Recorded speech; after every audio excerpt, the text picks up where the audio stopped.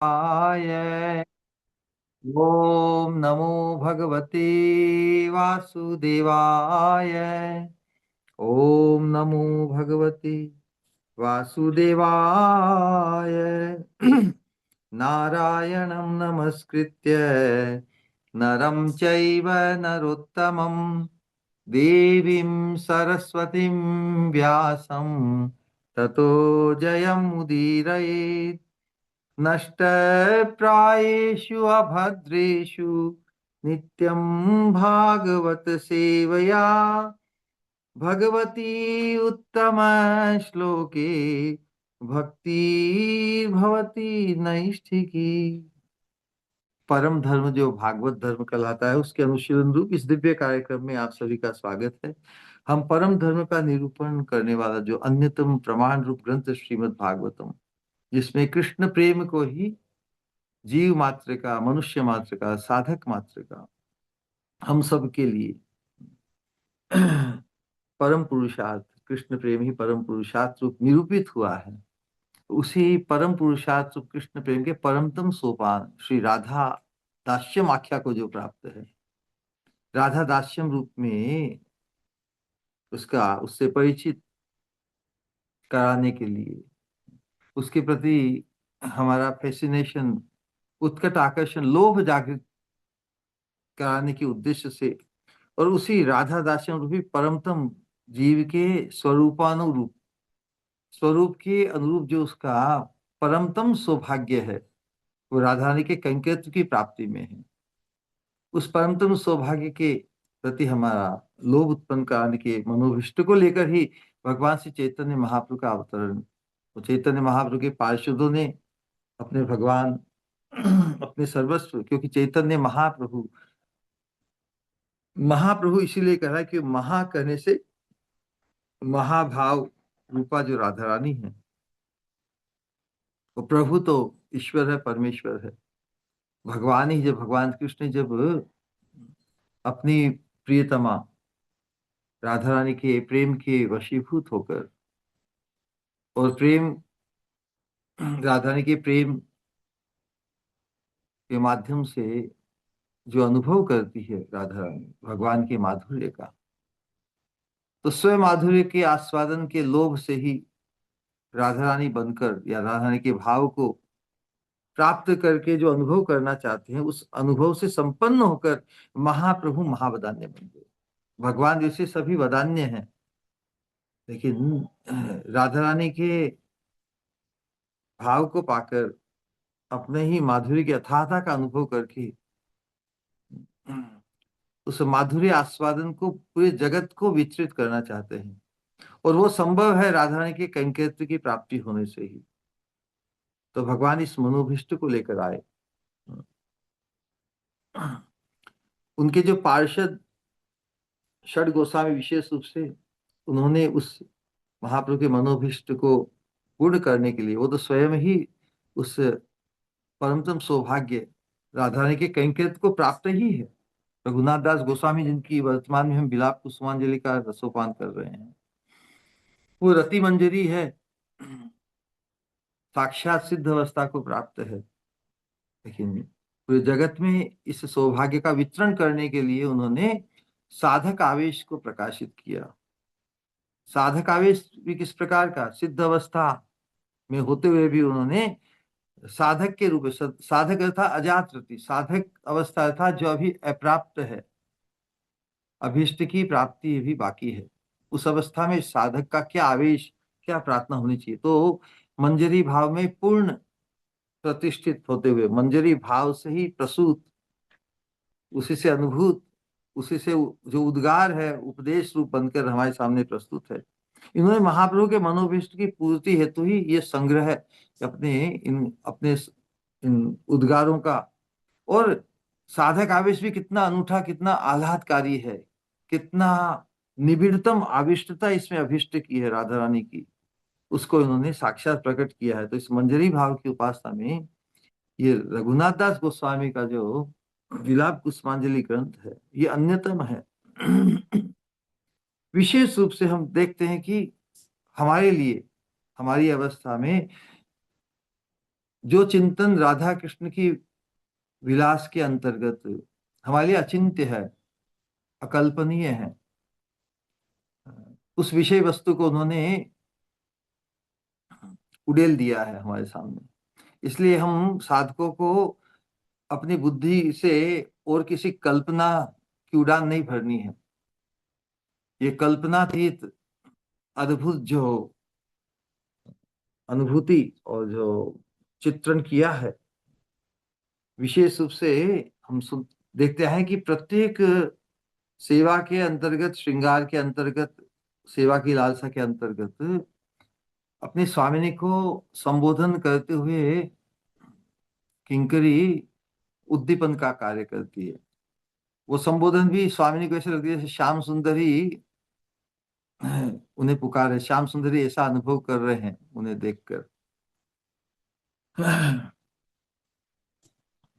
इसी बात को तो ये जो सेवा की जो लालसा है, इसमें भी ये नहीं कि खुद के लिए है, खुद के लिए ही है, नहीं, सेवा की लालसा भी व्यक्त करते हुए अपनी स्वामिनी का मनोरथ, अपनी स्वामिनी का जो जिस भाव में वो डूबी रहती है स्वामिनी अपने प्रीतम श्याम सुंदर के भाव में, वो किस प्रकार श्याम सुंदर को नए नए ढंग से लाड लड़ाए, उनकी अनंत कामनाओं आकांक्षाओं की पूर्ति करे।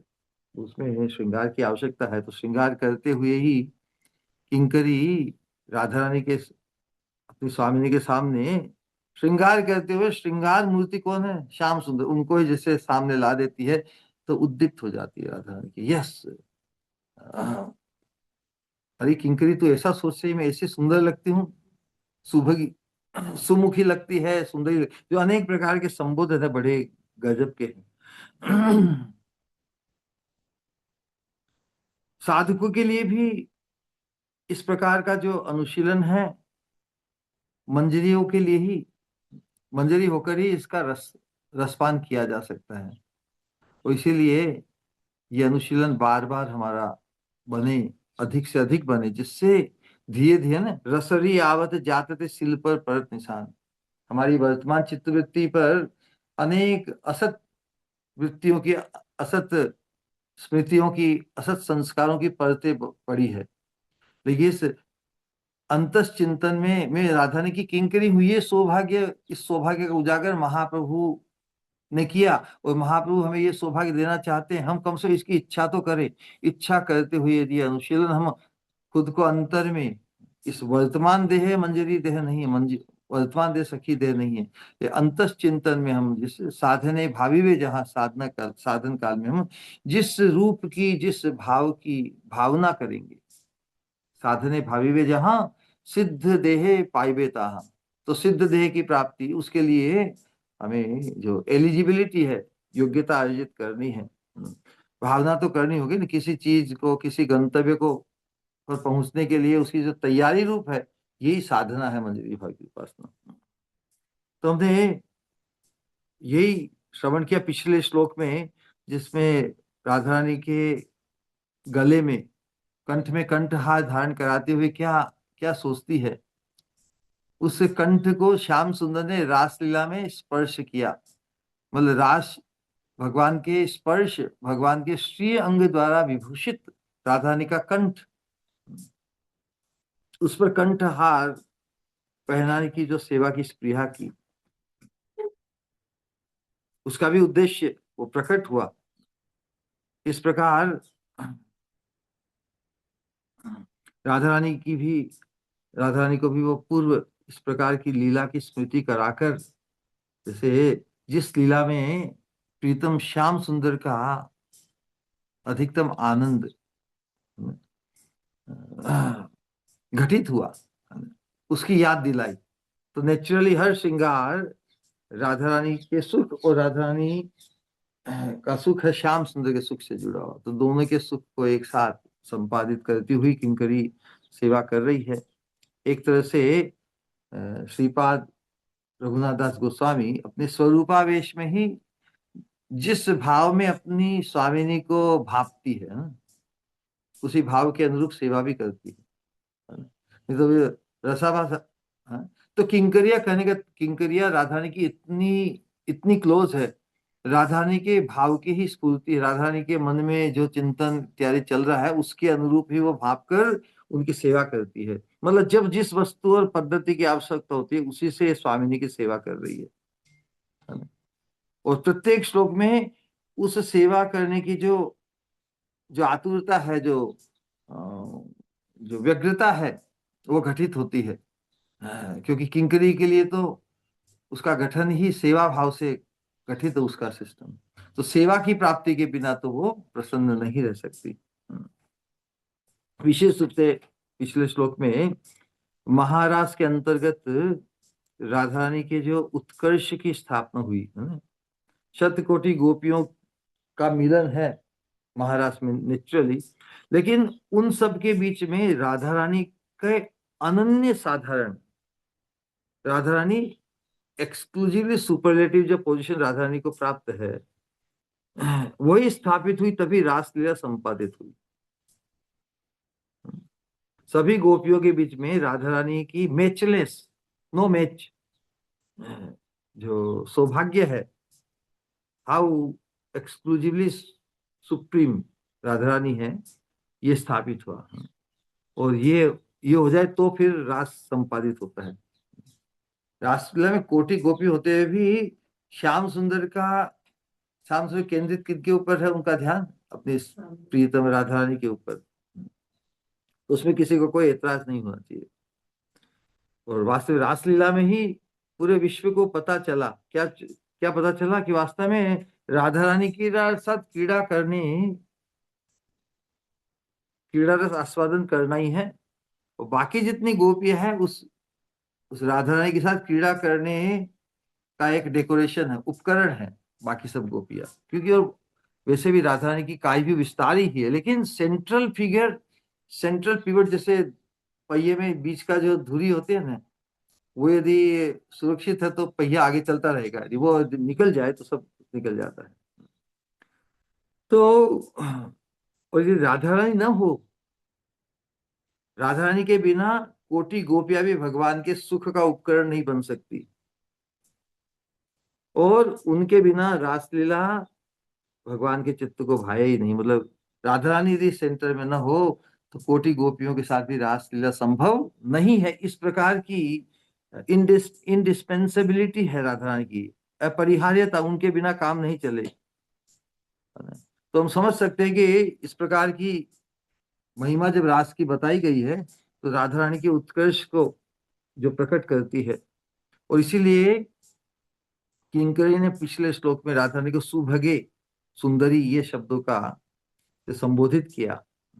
राधा रानी का अपार रूप लावण्य जो प्रकाशित हुआ और उसका प्रभाव श्याम सुंदर पर कैसा है, उसी को भाप कर, उसी को सोच कर, उसी की चिंता करके अपनी स्वामिनी को संबोधन किया है। और ऐसा संबोधन करके जैसे श्याम सुंदर ही राधा रानी को उस नाम से पुकार रहे हैं। किंकरी अपनी स्वामिनी को थोड़ी पुकारी सुंदरी सुभगे, लेकिन श्रृंगार करते समय ऐसी अनूठी दिख रही है राधा रानी, इसका दिग्दर्शन, इसका इंगित कह कर संबोधन करके, ओ श्याम सुंदर को मैं सुबह की सुंदरी दिखूंगी, लगूंगी, बहुत बढ़िया, बहुत बढ़िया। तो राधा रानी का जो स्वाभाविक रूप लावण्य, उसका परिचय भी महाजनों ने किया है, उसका पुनः दिग्दर्शन करे। क्योंकि ये जो लीला की कंटिन्यूटी, आज के श्लोक में जो राधा रानी के गले में सम्यंतक मणि धारण कराएगी किंकरी, तो उसके पहले जो कंठहार, कंठहार और सम्यंतक मणि का क्या कनेक्शन है, इसके इस लीला को एक सूक्ष्म में पुनः दुहराइत कर रहे हैं। राधा रानी की, हमारी स्वामिनी की किंकरी हम होने जा रही हैं। तो हमारी स्वामिनी के लावण्य, सौंदर्य, माधुर्य से जितना अधिक से अधिक परिचय और जितना अधिक से अधिक हम एक प्रकार का ऑब्सेसिव हमारी थॉट हो जाए, मैं स्वामिनी की हूँ। किन स्वामिनी की? उन स्वामिनी की जिनका रूप लावण्य माधुरी इस प्रकार का है। देखो देखो राधा रूप अपार। महाजन क्या गाते हैं कि देखो देखो राधा रानी का रूप अपार है, इसका कोई पार नहीं है। अपरूप को भी लौकिक, लौकिक दृष्टि से राधा रानी का जो रूप है वो तो अलौकिक है, लेकिन हम लोक पर किस दृष्टिकोण से इसका निरूपण किया जाए। अपरूप को विधि, ऐसा अद्भुत रूप, अपरूप मतलब अद्भुत रूप को विधि, कौन से विधाता ने राधा रानी के ऐसे रूप को बनाया कि आनी मिला ओलो। क्षिति तले लावणी, लावण्य का सार, ग्लैमर का सार रूप राधा रानी का जो रूप है, उसे इस पृथ्वी तल पर कौन से विधाता ने यहाँ पे लाए हैं। कौन लाया ये, क्योंकि इसका तो मैच तो संसार में भी नहीं था राधा रानी की। और संसार में जो भी निर्मित है रूप सौंदर्य, वो तो विधाता ने गढ़ा है, लेकिन राधा रानी का रूप इतना अपरूप है, तो कौन से विधाता ने भाई। एक विधाता जिसने जगत बनाया, हम सबको बनाया, तो राधा रानी का रूप, राधा रानी जब प्रकट हुआ, उनका रूप लावण्य इतना अद्भुत है, तो महाजन कहते कौन से विधाता ने राधा रानी का ये रूप यहाँ पे पृथ्वी पर, पृथ्वी तल पर प्रकट किया है। अंग ही अंग अनंग मूर्छायत, राधानी का प्रत्येक अंग, अंग ही अंग अनंग मूर्छायत, अनंग मतलब कामदेव को मूर्छित कर देने वाला है। राधानी के प्रत्येक अंग का सौंदर्य माधुर्य, उसका उठाव भराव, सब कुछ, उनका हाव भाव, सब कुछ उनके रूप का ही अंग है ना, उनके लावण्य ग्लैमर का ही अर्थ है, अंग है। तो प्रत्येक अंग अंग से ऐसी, ऐसा आकर्षण, ऐसी छटा फूटती है कि कामदेव स्वयं, जो पूरे विश्व को मूर्छा देने वाला है ना, उस कामदेव को मूर्छित कर देती राधा रानी का सौंदर्य। हेरे ही पड़े अधीर, वो अधीर हो जाता है, अधीर मतलब बेभान हो जाता है। मनमत कोटि, कोटि कोटि कामदेव को मथन करु योजन, इस प्रकार का, इस प्रकार का मतलब राधा रानी के, राधा रानी के रूप लावण्य से आकृष्ट होकर, युक्त होकर कोटि कोटि कामदेव भी मथ जाते हैं। सोहेरी मही, ऐसा प्रभाव में ना राधा रानी का इस पृथ्वी पर प्रकट हुआ, गोकुल में या वृंदावन में। सोहेरी मही मतलब पृथ्वी, पृथ्वी पर मैंने देखा, पदगता अपने भाव चिंतन में क्या करें, राधा रानी का ऐसा प्रभाव इस पृथ्वी पर, इस गोकुल में जो पृथ्वी पर ही है, यहाँ पे प्रकाशित हुआ। तो हम देख सकते हैं कि इसीलिए किंकरी ने पिछले श्लोक में किस प्रकार उनके कंठ में कंठ आभरण, कंठ हार पहना रही थी उस समय। एक तो स्वयं से शोभित, और फिर सतत किसका अनुभव, अपने प्रीतम श्याम सुंदर का अनुभव। तो श्याम सुंदर के चिंतन का भी रंग, और खुद के भी सौंदर्य माधुर्य का, ये मिलकर बहुत ही सुंदर दिख रही है स्वामिनी। तो वास्तव में ये जो इस प्रकार की स्फूर्ति, इस प्रकार का स्मरण रघुनाथ दास गोस्वामी का हो रहा है, तो इस प्रकार का स्मरण हमारे चित्त में कब जगे। एक्चुअली रघुनाथ दास गोस्वामी तो अपने सिद्ध स्वरूप और सिद्ध रूप में जब ये सेवा कर रही है, साक्षात स्मृति से हो रही कि रासोत्सव, रास उत्सव का ही स्फुरण, साक्षात रासस्थली में खड़ी होकर ही सेवा कर रही है। क्योंकि उसी कंठ पर हाथ रखकर, उसी कंठ भाग को श्याम सुंदर ने अपने अंग से, मतलब सौभाग्यशाली बनाया, है ना, श्याम सुंदर के अंग से उस स्थान पर। तो किंकरी यही सोच रही है कि उसी स्थान पर जब मैं कंठहार पहनाऊंगी, तो उसे देखकर श्याम सुंदर पुनः उसी स्थान पर स्पर्श करेंगे। इस प्रकार की जो पूर्व में जो लीला की स्फूर्ति और जो स्मृति है, उसी के अनुसार सेवा चल रही है। तो हम साधकों के लिए हमें भी ये विचार करना चाहिए कि इस प्रकार की, है ना, इस प्रकार की स्मृति हमारे चित्त में भी बनी रहे कि राधा रानी के कंठ में कंठहार में पहरा रही हूँ। लेकिन आचार्यों का जो अनुभव है, क्योंकि वो सिद्ध अवस्था को प्राप्त है, उस सिद्ध अवस्था को प्राप्त होने से उन्होंने उसी का प्रचार किया कि ये संभव है। और चूंकि हम आचार्यों के अनुगत्य में हैं, इससे जो अनुभव वे अपने उड़ेल रहे हैं या प्रकट कर रहे हैं, उनके साथ हम आत्मसात कर सकते हैं। इसमें कोई कल्पना नहीं। हमारे अनुभव अभी तक नहीं बने, लेकिन हम जिनके अनुगत है उनके अनुभव है, उनके प्रति हमारी ऐसी अटूट श्रद्धा हो, उनके प्रति कि वो जो देने आए हैं और वो इतने अधिक उत्कर्ष को प्राप्त है, स्वतः हमसे बहुत श्रेष्ठ है। इसलिए जो ये हमें दे रहे हैं, ये अपने लाभ के लिए थोड़ी दे रहे हैं, हमें लाभान्वित करने के लिए दे रहे हैं। इसलिए हमें किसी प्रकार के संशय के बिना इसी सौभाग्य से हमें परिचित कराने के लिए आचार्य आए हैं।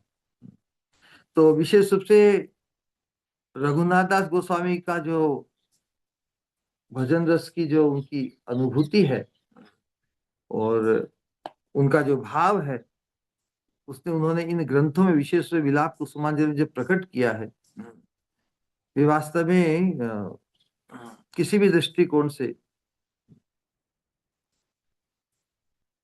सबके लिए परम आकर्षणी आकर्षण आकर्ष आकर्षणीय बनकर विराजमान है।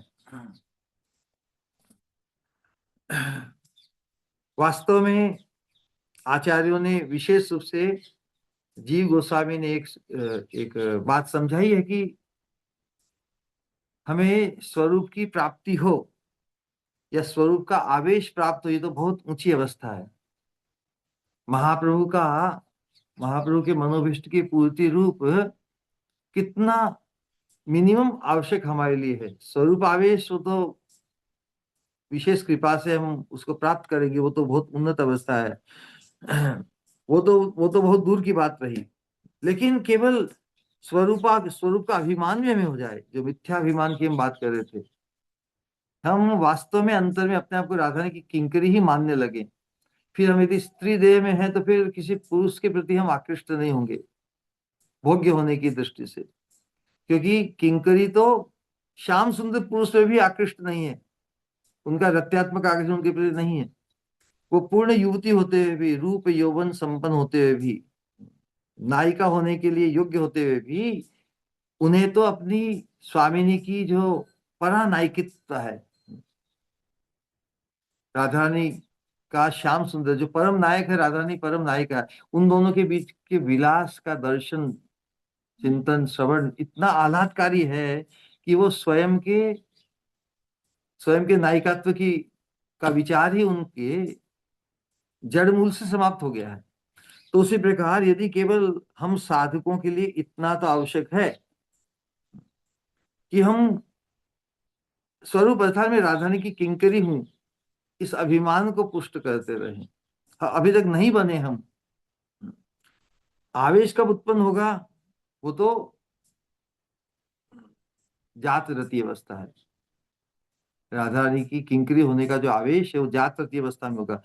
वर्तमान में हमारी अवस्था अजात रति अवस्था में भी हम ये गुमान को तो इसको पोषित करें अंतर में कि मैं राधा रानी की किंकरी हूं और मैं बस यही यही सुनना चाहती हूँ और मुझे यही सुनना अच्छा लगे, यही सोचना अच्छा लगे, यही कहना अच्छा लगे कि मैं राधा रानी की किंकरी हूँ।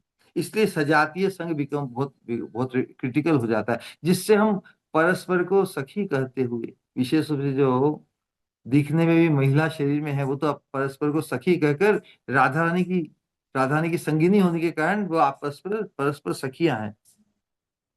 तो केवल स्वरूपाभिमान से ही सिद्धि हो जाती है। मिथ्यापवाद वचसा भी अभिमान सिद्धि, ये सिद्धांत यहाँ पे लागू होता है। क्योंकि किसी चीज को हम लक्ष्य ही नहीं करेंगे। लक्ष्य करना अर्थात अभी तो प्राप्त नहीं है, अप्राप्त अवस्था में जिस चीज को प्राप्त करना है उसके होने की संभावना ही यदि हम उसका बीजारोपण नहीं होगा, उसको पुष्ट करने के लिए पर्याप्त सिंचन नहीं होगा उस भावना का, तो हम कैसे उसे प्राप्त करेंगे? ऐसा थोड़ी है कि बस लोक में भी देखा जाता है। किसी अप्राप्त वस्तु को प्राप्त करने के लिए व्यक्ति को उसी प्रकार का सोच विचार के, या वो सोचता है ना कि मैं उस अवस्था को प्राप्त कर जाऊं तो मैं किस प्रकार बोलूंगा।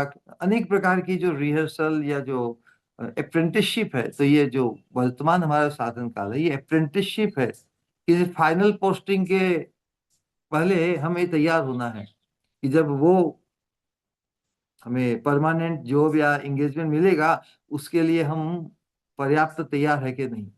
तो पर्याप्त तैयारी में जो प्री रिक्विजिट है, वो है इस स्वरूप के अभिमान को हम संचित करें। कि अभिमान ही नहीं रहेगा तो फिर हम श्रवण कौन कर रहे हैं। वर्तमान में हम जो अभी श्रवण कर रहे हैं, यदि प्रत्येक श्रोता खुद को यदि मंजूरी नहीं मानता, तो फिर क्या इंफॉर्मेशन गैदर कर रहा है, क्या ये क्या बोल रहे हैं सुन। ये तो खुद को ही, खुद की आत्मा को ही, खुद के अंतर को, अंतःकरण को इसके साथ आत्मसात करना, मतलब अपने आप को किंकरी मानते हुए ये अनुशीलन हमें आगे बढ़ाना है। तो वास्तव में किंकरी अभिमान को लेकर श्री राधा रानी के निकट हूं,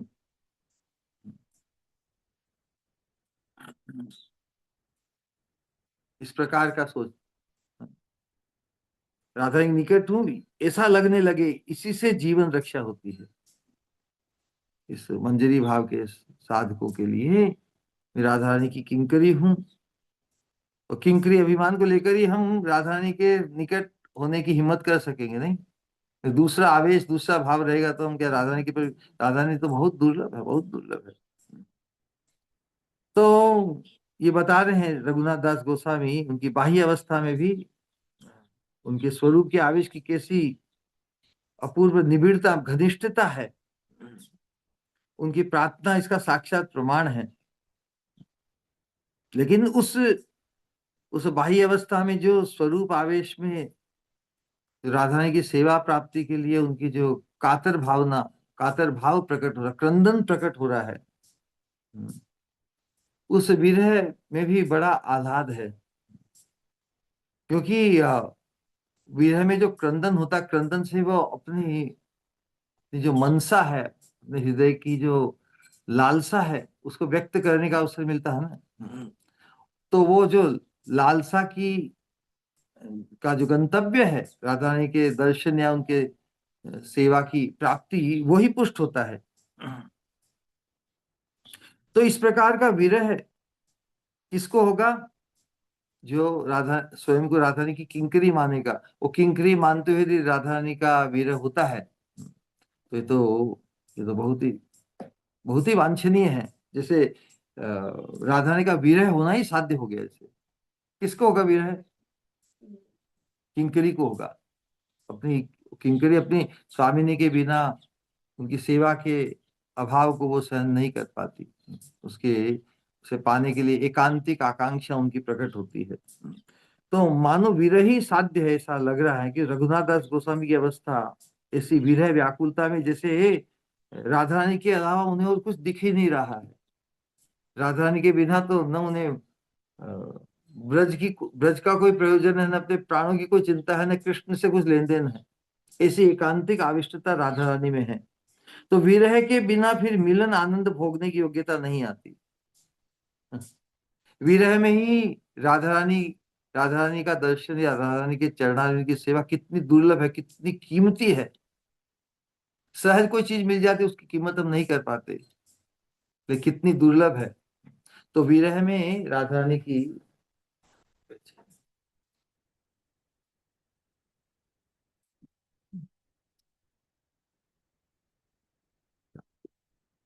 चाहिए।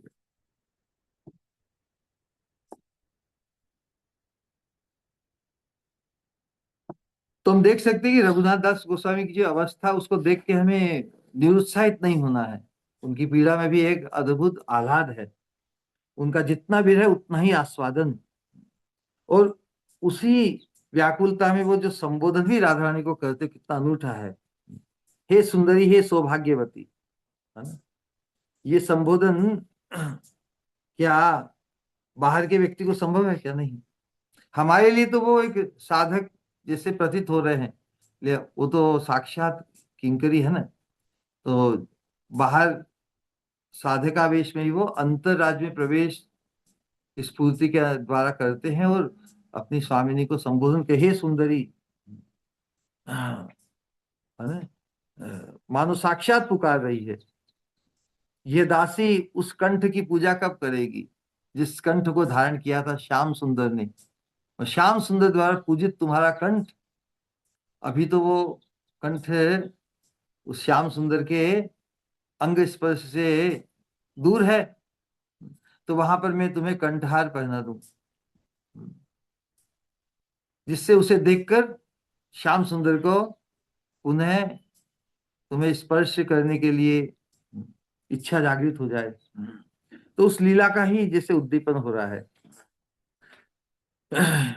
तो रासोत्सव, इस उत्सव की बात मानो तुलसी मंजरी ही कर रही है, रघुनाथ दास गोस्वामी नहीं। ऐसा वो अंतर राज्य में पहुंच गई है, अपना अनुभव स्वामिनी के हृदय में डाल रही है उद्दीपन के रूप में, मानो उनके नेत्रों को वह लीला दिखा रही है। लीला दर्शन कर भाव तुलिका से जो जो छवि हृदय पटल पर अंकित कर रखी है ना, उसी को भाषा में मूर्त किया है। तो देखिए कंक्लूजन में पिछले श्लोक में बताया, कितने अच्छी बात है कि रासोत्सव चल रहा है, गोपी कृष्ण है ना, वृंदावन में सर्वत्र रासलीला ही छा गया। जैसे सभी के हृदय के निकट कृष्ण है, स्वर्ण हाल में नीलमणि का पदक, है ना। भगवान एक ही कृष्ण होते हुए सभी गोपियों के बीच में द्रुत गति से घूम रहे हैं। एक ही कृष्ण है, अनंत मूर्ति का वर्णन है, लेकिन अनंत मूर्ति थोड़ी है। एक ही मूर्ति अनंत रूप में प्रकाशित हो रही है, इसलिए प्रकाश कहते हैं। तो किस प्रकार का जो वर्णन है, तो तुलसी उस रासलीला का जो अद्भुत चित्रण है उसका करते हुए अपनी स्वामिनी के उत्कर्ष का बखान कर रही है। तुलसी कहती है कि उसी रासोत्सव में गोकुल चंद्र के बाहु स्पर्श से तुम्हारा कंठ देश पूजित हुआ था। तुम्हारे ही गोकुल चांद, तुम्हारी इंद्रियों के तृप्तिदायक, तुम्हें आस्वादन रस में डुबाने के लिए ही तो रास होता है। तुम्हारे ही सौभाग्य की दुंदुभी बजी थी, सौभाग्यवती की पूजा नहीं करनी पड़ती क्या? तुम्हारे गोकुल चंद्र ने अपनी बाहु रूपी उपचार से स्कंठ की पूजा की थी। अब उस बाहु का स्पर्श नहीं है, होता तो फिर सजाने की जरूरत क्या पड़ती? श्याम सुंदर के की बाहु से, बाहु यदि लग जाए राधा रानी के कंठ पे, उससे श्रेष्ठ श्रृंगार तो हो नहीं सकता। लेकिन अब तो उस बाहु का स्पर्श नहीं है, होता तो सज्जा की आवश्यकता न पड़ती। तभी मैंने कंठाभरण से अच्छी तरह पूजा की है, देखकर उन्मत्त होकर वह अपनी बाहु से इस कंठ की पूजा करे, इसी लालसा से सहे। तो किंकरी का चिंतन कैसा है? हे स्वामिनी, आपके एक रासोत्सव के समय तुम्हारे कंठ में बाहु डालकर उसे पूजा था, तो तुम्हारा कंठ पूज्य है। अभी तो श्याम सुंदर का हाथ अभी नहीं है, वो लीला तो पूर्व में हो गई, तो उसे मैं सजा दूं कंठहार से, जिसे देखकर उन्मत्त होकर पुनः श्याम सुंदर अपनी बाहु से इस कंठ की पूजा करे, मतलब उसका आलिंगन करे।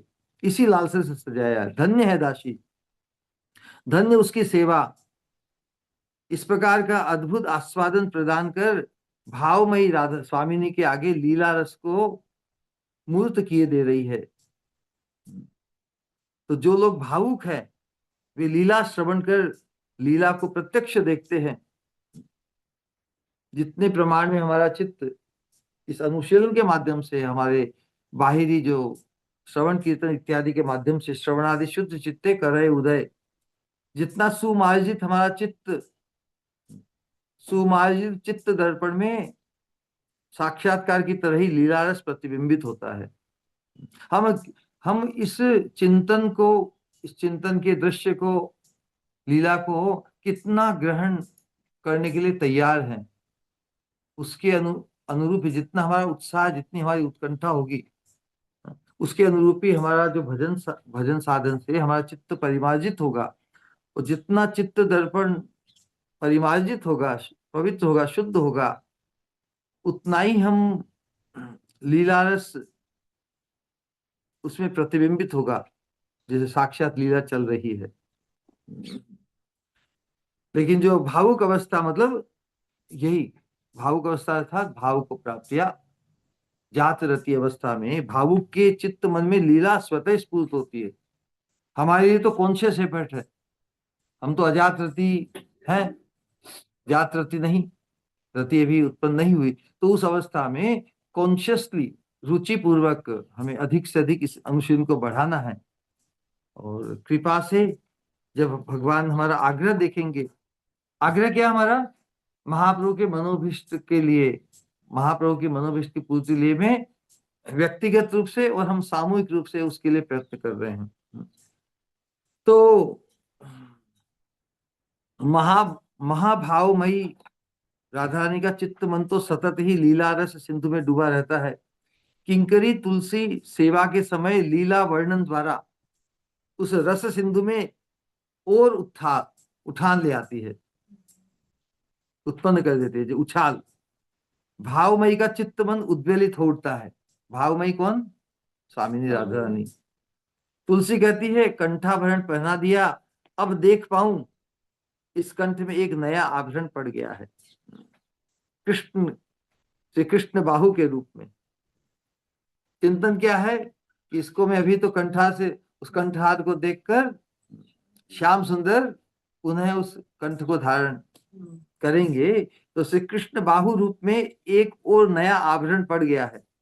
तो कंठाभरण या कंठहार पहनाते पहनाते स्फूर्ति में विराम आ गया, जहां पर हमने अंतिम अबाध चित्कार क्रंदन इत्यादि उसके अंतर्गत कहते कि हे सुभगे तुम्हें कभे करुणा नयन चाबे पुराई वे दासीर कामना। तो इस प्रकार का जो अद्भुत चिंतन है, उसके बाद में क्रंदन के बाद में पुनः स्फूर्ति, जो लीला का जो जो सेवा का जो क्रम है लगातार चल रहा है। जिस प्रकार कंठाभरण, कंठ में हार पहनाते पहनाते जब स्फूर्ति में विराम आ गया तो हृदय में बड़ी पीड़ा है। तो आज एक जो सम्यंतक मणि है वो राधा रानी के श्रृंगार में पहनाएगी, मतलब आभरण में, कंठहार के बीच में, कंठहार तो गले का हार, इसके बीच में सम्यंतक मणि, बीच में बीच में पूरे हार का जो सेंट्रल फोकस है ना, उसे समंतक मणि। और समंतक मणि जिस प्रकार श्याम सुंदर के वक्षस्थल पर कौन सी मणि है, कौस्तुभ मणि। तो कौस्तुभ मणि की मित्र रूप चिंतन करते हुए, ये श्याम सुंदर के गले में क्या है, कौस्तुभ मणि, उनके गले के हार में बीच में है कौस्तुभ मणि, उसे राधा रानी के कंठ हार के बीच में उस समंतक मणि को धारण करो, कि दोनों मित्र है, कि दोनों जब आपस में मिलेंगे तो दोनों आपस में जो मिलते वही मित्र हुए ना, जो मिले ही ना वो मित्र कैसे। राधा श्याम सुंदर जब मिलन हो गए, वो तो उनका परस्पर के शब्द स्पर्श रूप रस गंध परस्पर की इंद्रियों के विषय बने हुए हैं। जब हृदय से हृदय मिलेगा, भगवान का वक्षस्थल से राधा रानी का वक्षस्थल मिलेंगे, तो उनके बीच में जो है वो आपस में मिलेंगे। तो कौस्तुभ मणि के मित्र समयंतक इस श्रृंगार को आज करे कि हे सुमिखे श्री राधे दत्त है प्रलंब रिपुणोद्भट शंख चूड़े नाशात प्रतोष हृदय मधुमंगलस्य। मधुमंगलस्य, और आज देखो ये हमारे गुरु भाई भ्राता आए हैं, और आज मधुमंगल पहली बार इस पूरे ग्रंथ में आया है। और उसी दिन ये मधुमंगल यहाँ आके विराजमान हो गए हैं। इनके दर्शन आपको कराता हूँ, है ना। कैसे कैमरा कैसे होगा, कहाँ पर ये है क्या, ये वाला?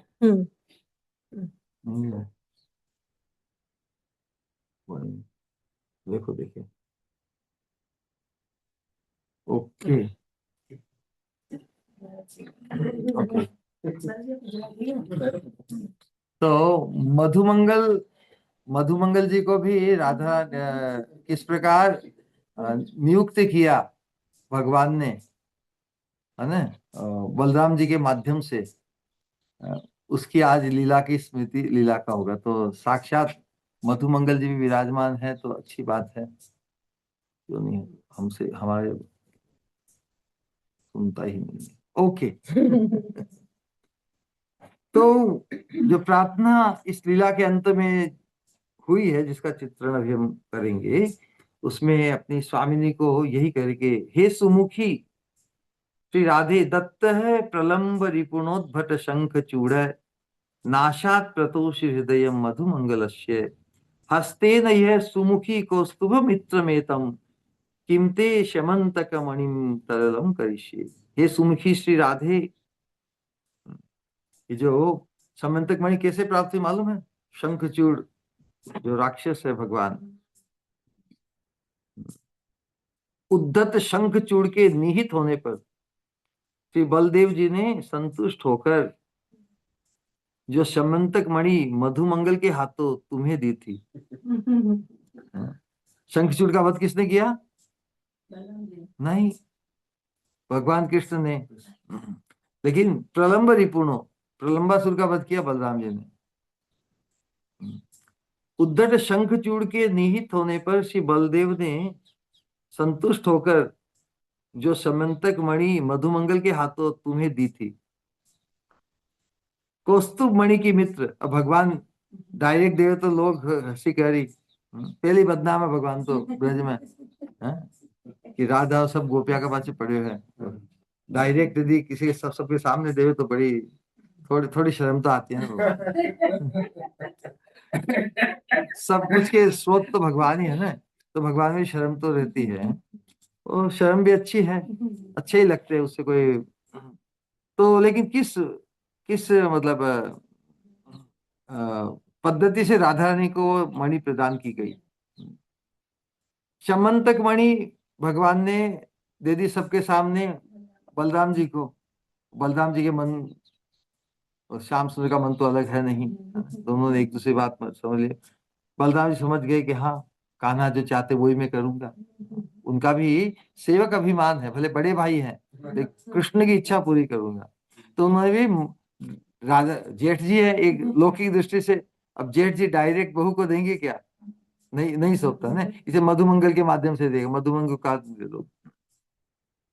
सम्यतक मणि मधुमंगल के हाथों तुम्हें दी थी, ये रति मंजरी अपनी स्वामिनी को कह रही कि वो समंतक मणि, है ना, बलदेव ने संतुष्ट होकर जो मधुमंगल के हाथों तुम्हें दी थी, कौस्तुभ मणि की मित्र, उस समंतक मणि को क्या मैं तुम्हारी तरल, तरल कहते हार की जो मध्यवर्ती है ना, हार के बीच में वहां पे जो अंकित किया जाता है, तो हार की मध्यवर्ती मणि में कब बनाऊंगी, मतलब तुम्हारे गले में जो कंठहार तो विभूषित किया, उसके बीच में, सेंटर में, हाँ पेंडल, वेरी गुड वेरी गुड,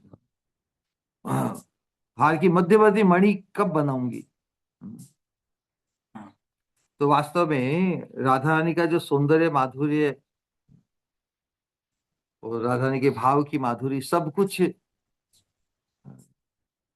तुलसी मंजरी, रति मंजरी के हृदय में उनके प्राणों को आकृष्ट कर रही है।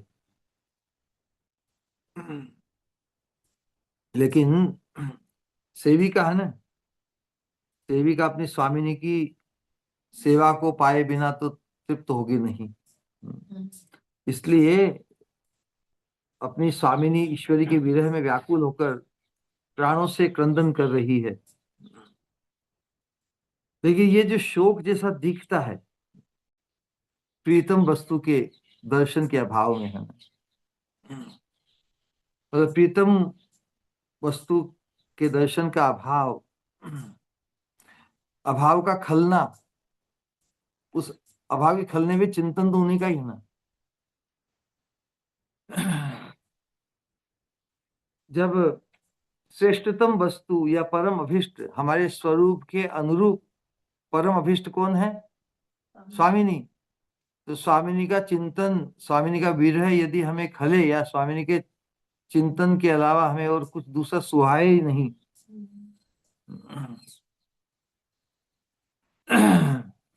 जैसे संसार में भी हम अनेक अभावों से ग्रस्त होकर विलाप करते हैं कि नहीं, लेकिन राधा रानी के दर्शन का अभाव हमें बाकी सब अभावों से मुक्त कर देगा, इतना प्रबल है।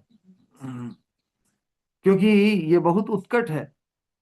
अति उत्कट आवेश दूसरे गौण आवेश, दूसरे आवेशों को गौण कर देता है। सही बात है।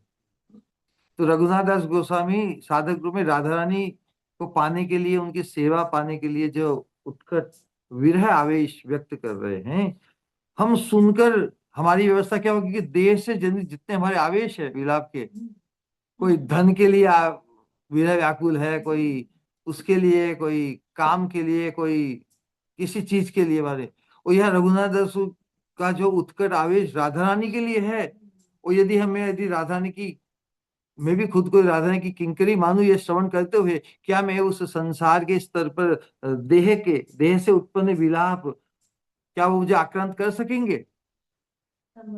अरे मैं कौन सी चिंता, किस धन, तुच्छ धन के लिए आविष्ट हो रहा हूँ, किसी पद के लिए आविष्ट हो रहा हूँ, किसी कामना वासना को पुष्ट करने के लिए।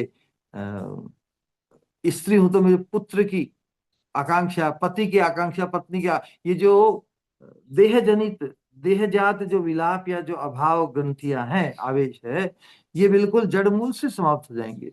इस अनुशीलन में यदि हम खुद को राधा रानी की किंकरी मानने का अभिमान भी रख के इसका अनुशीलन करें, तो इसके बाद देहजात विलाप यहाँ विलुप्त है।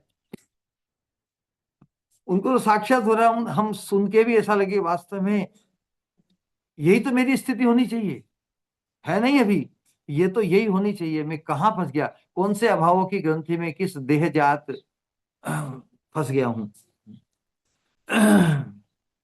लेकिन उनकी स्थिति कैसी है, जैसे अचानक बिजली कौनती है ना, बिजली अचानक कौन के चली जाए, तो जितना प्रकाश हुआ बिजली जाने पर, पहले जितना अंधकार था, अंधकार भी और अधिक दुगना हो जाता है। अनुभव हुआ है? अंधकार में हो और अंधकार में बिजली कौंधे हो, बिजली जब चली जाती है तो वापस से अंधकार भी डबल हो गया ऐसे। तो जो क्षण प्रभा कहते हैं बिजली को, कि बिजली की प्रभा कितनी देर तक रहती है, एकदम आई गई।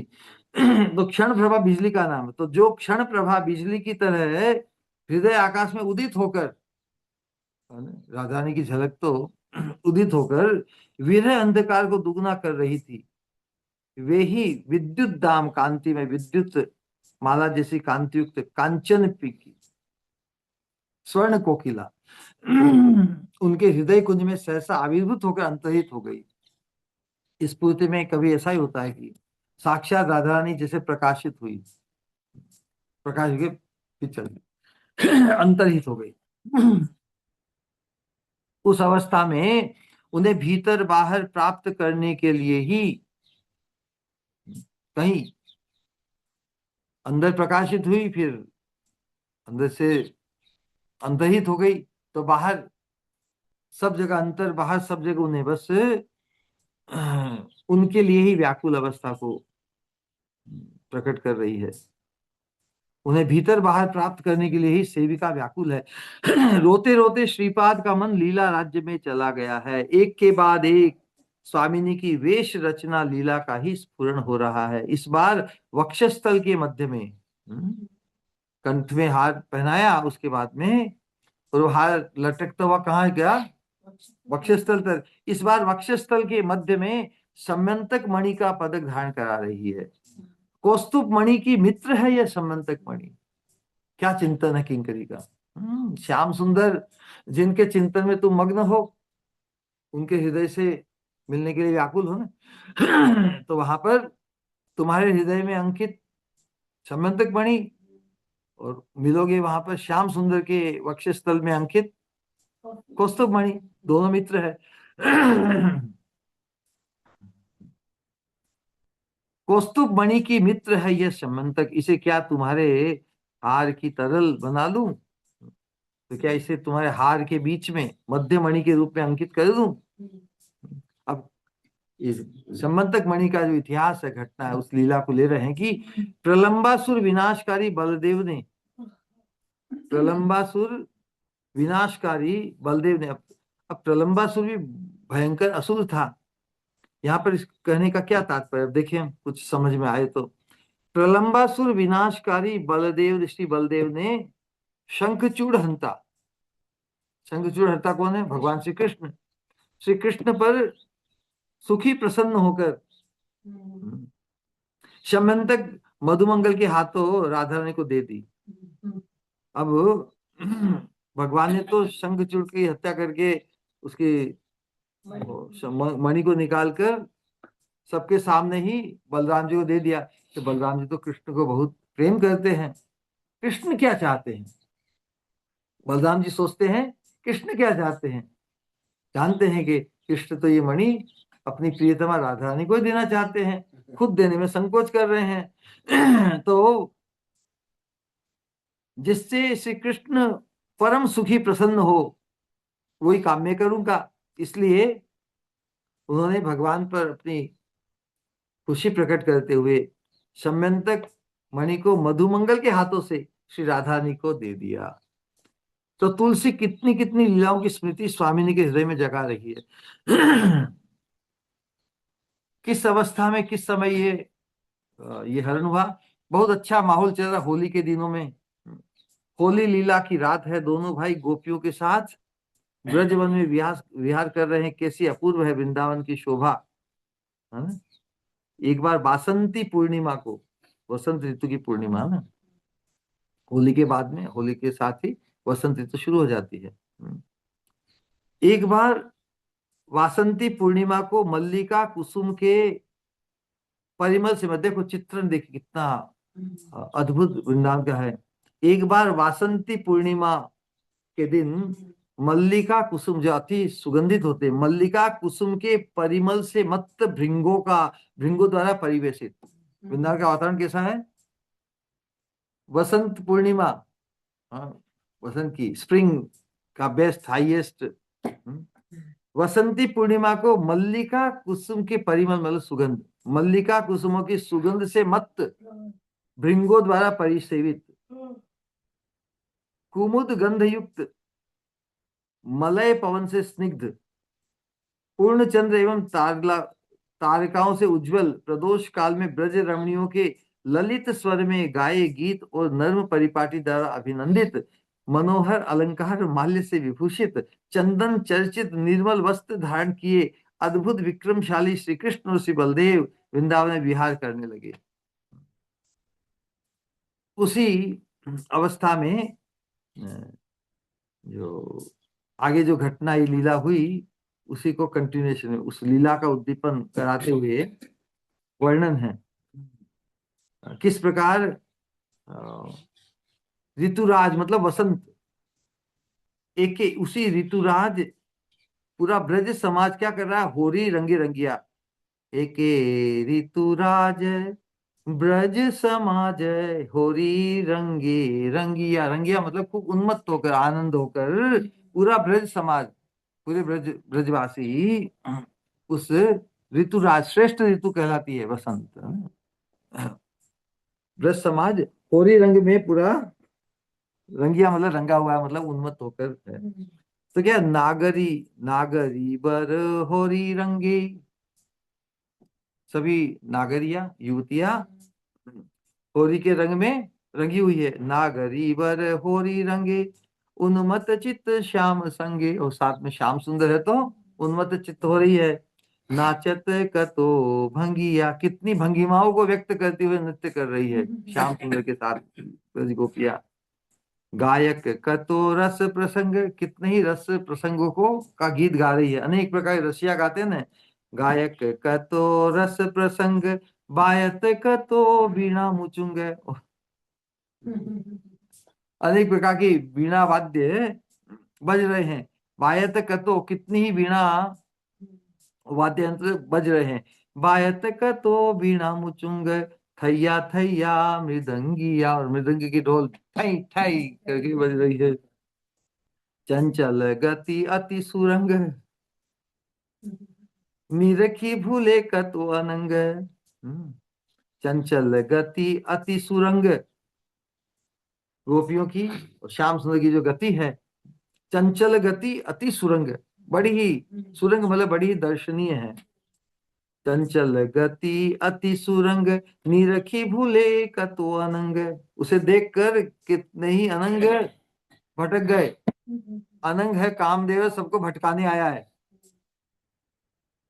स्त्री पे आविष्ट होकर पुरुष को भटकाता है, और पुरुष पे आविष्ट होकर स्त्री को भटकाता है। लेकिन श्याम सुंदर गोपियों की इस चंचल गति और अति सुरंग, अति आकर्षणीय, अति रमणीय गति को देखकर, निरखी मतलब देखकर, भूले का तो अनंग, अनंग भूल गया, संगीत रसे सुरंगिया। तो संगीत, संगीत रस में वो खुद भी रंग गया। मतलब इट्स लाइक पूरा जैसे क्या कहें, जो जो अनंग है कामदेव, उसका काम तो सबको परेशान करने का है, वो खुद ही भटक गया। स्वर मंडल स्वर अभंग, स्वर मंडल में क्या क्या अभंग मतलब ध्वनि का उद्घोष हो रहा है। विविध यंत्र जल तरंग, विविध यंत्रों के साथ में जैसे स्वर की लहरी चल रही है। मधुर मधुर उपांगिया, खेली गोलाप अंग लाल, सुंदर वर द्युति रसाल, रंगीणी गण संगिया। खेली गुलाब, फूलों की पत्तियों की वर्षा होती है, गुलाब के फूलों की जैसे। खेली गुलाब अंग लाल, श्याम सुंदर के अंगों पर क्या हो रही है, गुलाब के पत्तों की बारिश है, छिड़काव हो रहा है। सुंदर वर द्युति रसाल, रंगीणी गण संज्ञा, और साथ में रंगीणी गण संज्ञा, गोपियों के संग, जो गोपियों का ये सुंदरता है, उनकी द्युति है, उनकी रसमयता है, उन पर भी। कहने का मतलब जो फूलों की वर्षा श्याम सुंदर गोपियों के ऊपर हो रही है, जो अति आनंद को का विस्तार कर रही है। ब्रज वधुगण धरत ताल, गाओत पद नंद लाल, राई अंगे अंगिया। तो ब्रज वधुगण ताल में, ताल में नाच रही है। गाओत पद नंद लाल, तो साथ में नंदलाल भी पद गा रहे हैं। किनके साथ होकर, राई अंगे, राधा रानी के संग में युक्त होकर। हो होरी करत भाष, हो होरी है ना ब्रज की भाषा, हो होरी है। हो होरी करत भाष, करताली घन मन उल्लास, जय जय वर डंगिया, गोविंद गुण करी प्रकाश, रचित गीत उद्धव दास। तो इस प्रकार उद्धव दास जी ने भगवान के इस होरी लीला के अंतर्गत भगवान के गुणों का प्रकाश किया है। उद्धव होरी रस तरंगिया, तो होरी रस का जो तरंग है उसका विस्तार किया है। तो उसी समय आया जब इस प्रकार का अद्भुत माहौल चल रहा था, उसी समय कौन आया, दुर्दांत शंखचूड़ आया। भगवान श्री कृष्ण ने उसका वध कर उसके मस्तक की श्यमंतक मणि ब्रज रमणियों के आगे प्रेम पूर्वक दादा अग्रज को दी। बताया कि शंख चूड़म निहत्यैव मणि मणिमादाय भास्वरम, अग्रजा, अग्रज, अग्रज, अग्रजा, अग्रजाया आददात। अग्रजाया मतलब जो पहले जन्म में है उनको, कौन है, बलराम जी। अग्रजाई मतलब बहन होती तो अग्रजाया एददात, प्रदान की, प्रीत्या प्रीति पूर्वक, पश्यति नास्त्य योषितम। सभी युवतियों को देखते हुए, जब भगवान के हाथ में मणि आई, सभी युवतियों के बीच में सबने सोचा भगवान से तो मैं पूरा प्रेम करती हूँ, भगवान मुझे देंगे, मुझे देंगे, मुझे देंगे। हाँ, भगवान बड़े चतुर है, उन्हें जिन्हें देना है तो सबके सामने देगी, तो ईर्ष्या करते, अरे हमको वंचित कर दिया, इसलिए उन्होंने सबके सामने ही बलराम जी को दे दी, भागवत में वर्णन है। तो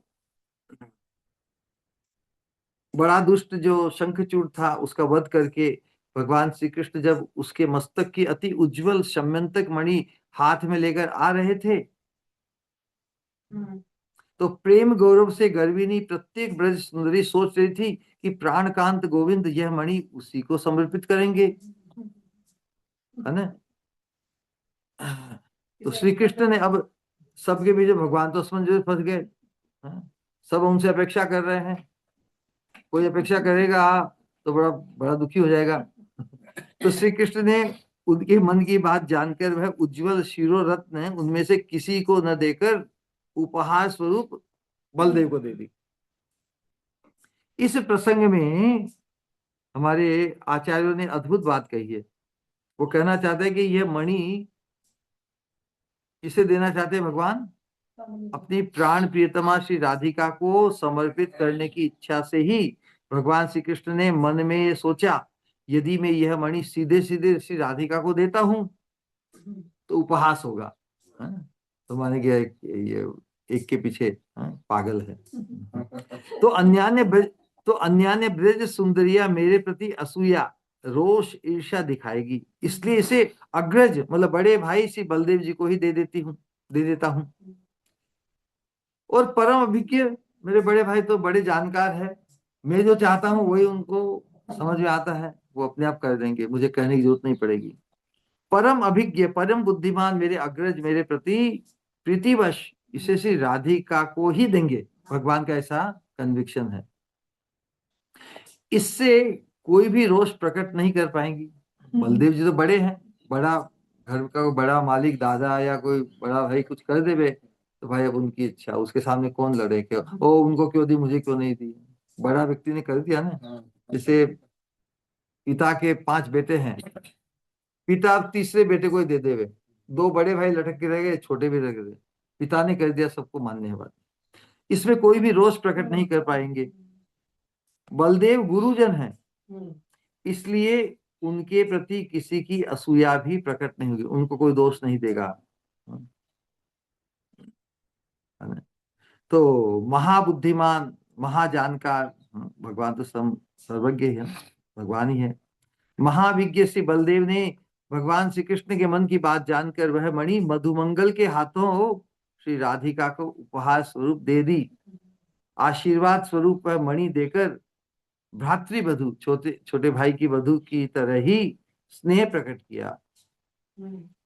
तुलसी तो ये सब जानती है, तुलसी श्री बलदेव के स्नेह के मधुर स्पर्श से युक्त वह पदक धारण करा रही है। बलदेव जी भगवान कृष्ण को बहुत प्रेम करते हैं, और भगवान कृष्ण को जो परम प्रियतमा है राधा रानी, तो उनके प्रति अपना स्नेह व्यक्त नहीं करेंगे। आप यदि किसी को बहुत प्रेम करते हैं तो उसे जो सबसे प्रिय है उसके प्रति भी स्नेह होगा ना तुम्हारा।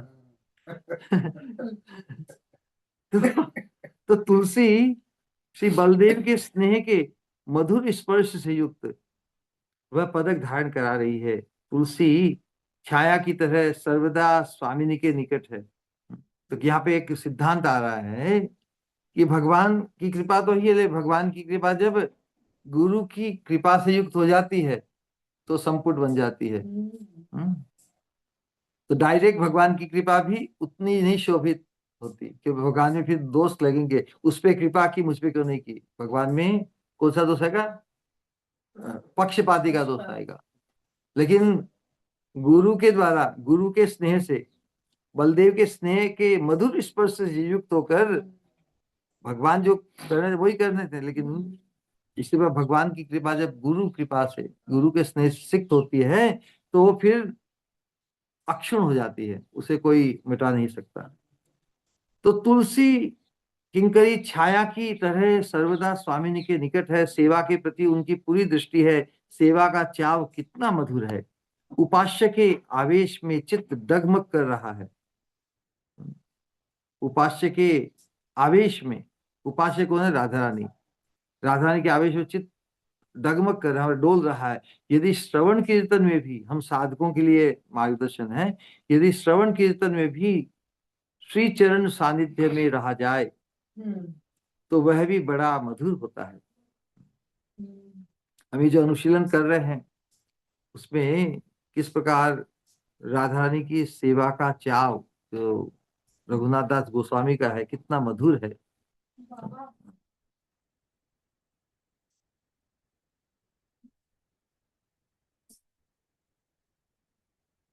तो भगवान श्री कृष्ण के वक्ष पर विराजित कौस्तुभ तुम्हारे वक्ष स्थल स्थित शमंतक की मित्र है। ये जो बात कही है वो आगे का चित्र, कि तुम्हारे कंठहार के मध्य में जो समंतक मणि है वो मिलेगा, मतलब तुम्हारा मिलन संपादित होगा। देखिए ये तो कहने की भाषा है, ऐसी भाषा कह के कि वो मित्र है, मतलब मिलने वाले हैं, मतलब तुम दोनों का मिलन होगा तुम्हारे। समझे नहीं बात, कि आपात दृष्टि से के लिए कोई समंतक मणि और उनको मिलाने की बात थोड़ी है, ये तो राधा कृष्ण को मिलाने की बात हो रही है। तो श्री कृष्ण वक्ष पर विराजित कौस्तुभ तुम्हारे वक्ष स्थित स्थित समंतक की मित्र है। मित्र मिलेंगे मतलब तुम्हारा मिलन संपादित होगा, लीला के माध्यम से मित्रता, लीला को छोड़कर नहीं। नहीं तो मित्रता की बात ही करेंगे, हमारे दोनों मित्र है, अरे मित्र है तो उन दोनों को मिलाना तो पड़ेगा ना। कब मिलेंगे वो, जब राधा कृष्ण दोनों मिलेंगे आपस में। इस प्रकार तुलसी लीला रस का परिवेशन कर रही है। सुरसिका किंकरी का रहस्य आलाप सुनकर श्रीमती के अधर के सलोयों पर मृदु मधुर हंसी की रेखा फूटती है। अरे किंकरी, तू कहाँ तक सोचती है भाई, थारे वास्ते सोचू। किंकरी बोलती है स्वामी तुम्हारे लिए, क्यों, तुम तो अपने प्रीतम के भाव में खो जाती हो, तुम्हें तो कुछ याद है, तुम्हें ही तुम्हारी खुशी के लिए ऐसा चित्रण वर्णन करती हूँ। तो समंतक और कौस्तुभ में मित्रता है। मित्रता किन किन के बीच में होती है, भक्त और भक्त में जो मित्रता होती है उनमें सेंट्रल पॉइंट क्या है, भगवान है। भगवान दोनों के कॉमन फोकस है। भक्त और भक्त में मित्रता होती है श्री राधा कृष्ण को बीच में रखकर। किंकरियों का बंधुत्व है किस चीज को लेकर, स्वामिनी की सेवा को लेकर। वो सभी इसी अभिमान को पुष्ट करती है कि हम स्वामिनी की सेविका है, हम स्वामिनी की अंतरंग है। राधा रानी, स्वामिनी का अब मालूम पड़ गया ना, मतलब स्वामिनी मतलब राधा रानी। जो किंकरी है, जो सेविका है, मंजरी है, वो राधा रानी को क्या कहती है, स्वामिनी। हम भी उन्हें स्वामिनी कहते हैं, आप भी कहना शुरू कर सकते हैं आज से। तो किंकरियों का बंधुत्व है सेवा को लेकर। रूप रघुनाथ की, रूप रघुनाथ की कैसी अपूर्व मित्रता है। पहले श्लोक में हमने बांटा ना, रूप रघुनाथ की कैसी अपूर्व मित्रता है, उसी प्रकार लीला के माध्यम से शमंतक और कौस्तुभ की मित्रता है, कि लीला के अंतर्गत ही राधा कृष्ण का मिलन संपादित होता है। तो ठीक है, उनका मिलन के साथ में इन दोनों को भी मिला दे। राधा किंकरित्व के अभिमान के बिना, लेकिन ये चिंतन राधा रानी की किंकरी होने के अभिमान के बिना इसका अनुभव संभव नहीं। हमारी क्या अवस्था है, विचित्र अवस्था, वंचित तो हमारी अवस्था है ना, हम अजात रति अवस्था में हैं। बुद्ध अवस्था में हमने श्रवण बहुत किया, श्री गुरु के माध्यम से निज स्वरूप से परिचित तो हुए, लेकिन उसकी अनुभूति नहीं हुई, है ना। क्यों क्यों क्यों अनुभूति नहीं हुई, क्यों अभी भी इस वर्तमान देह और देह से संबंधित, है ना, उनके आवेश में ही हम सब भूले हुए हैं। ऐसी अवस्था वर्तमान में, मन भी नाना दिशाओं में बिखरा है। ये तो थोड़ा सत्संग के समय हम किसी प्रकार इस महाप्रभु के संप्रदाय में होने से वो महाप्रभु के मनोभिष्ट के प्रति थोड़ा आदर व्यक्त करते हुए हम ये अनुसरण करते हैं, लेकिन वास्तविकता यही है प्राय हम सभी की, कि हमारा मन अभी भी अनेक दिशाओं में बिखरा हुआ है। सत्य वस्तु को हमने श्रवण किया, सत्य वस्तु को जाना है, लेकिन सत्य वस्तु को हम लक्ष्य अभी भी नहीं कर पाए हैं। मैं राधा रानी के कैंकर्यत्व को प्राप्त करने के लिए बढ़ रही हूँ या बढ़ रहा हूँ, ऐसा विचार हमारा प्रबल नहीं हुआ है। संसार का जितना भी आवेश है वो कैसा है, किसी चीज को पाने के लिए। संसार की स्थिति ऐसी है ना, जो चीज पहले नहीं थी और बाद में भी नहीं रहेगी, उसी से बंधे हुए हैं ना हम। उन सब वस्तुओं को लेकर ही हम सदा व्यस्त रहते हैं। पहले नहीं थी, अब उन्हें पाने के लिए या पाकर उसी से बंध जाते हैं। वो बाद में भी नहीं रहेगी, या तो वो छूट जाएगी, हम छूट जाएंगे। तो जो असत है, जो शाश्वत नहीं है, उसे में आविष्ट होकर मैं अपना ही सर्वनाश कर रहा हूं ना। क्योंकि सत्संग के माध्यम से हमें जो शाश्वत वस्तु है, हमारे शाश्वत स्वरूप के अनुरूप जो शाश्वत उपलब्धि है, राधा रानी का कैंकर्यत्व, उसकी तरफ में लक्ष्य नहीं करते हुए, जो पहले मेरे पास नहीं थी और बाद में भी नहीं रहेगी, उस असत वस्तु में ही मैं आविष्ट हूं, मेरा चित्त। उसी के कारण भगवत सेवा की उपेक्षा हो रही है हमारे द्वारा। भगवान जो मेरे सर्वस्व है, उनके प्रति आवेश नहीं उत्पन्न हो रहा है।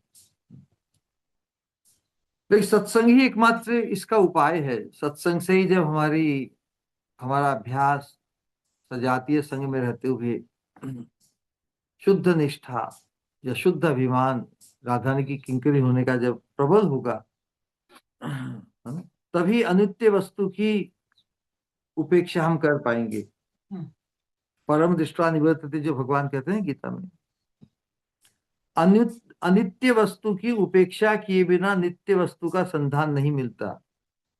दुविधा में दो गए, माया मिलिन राम।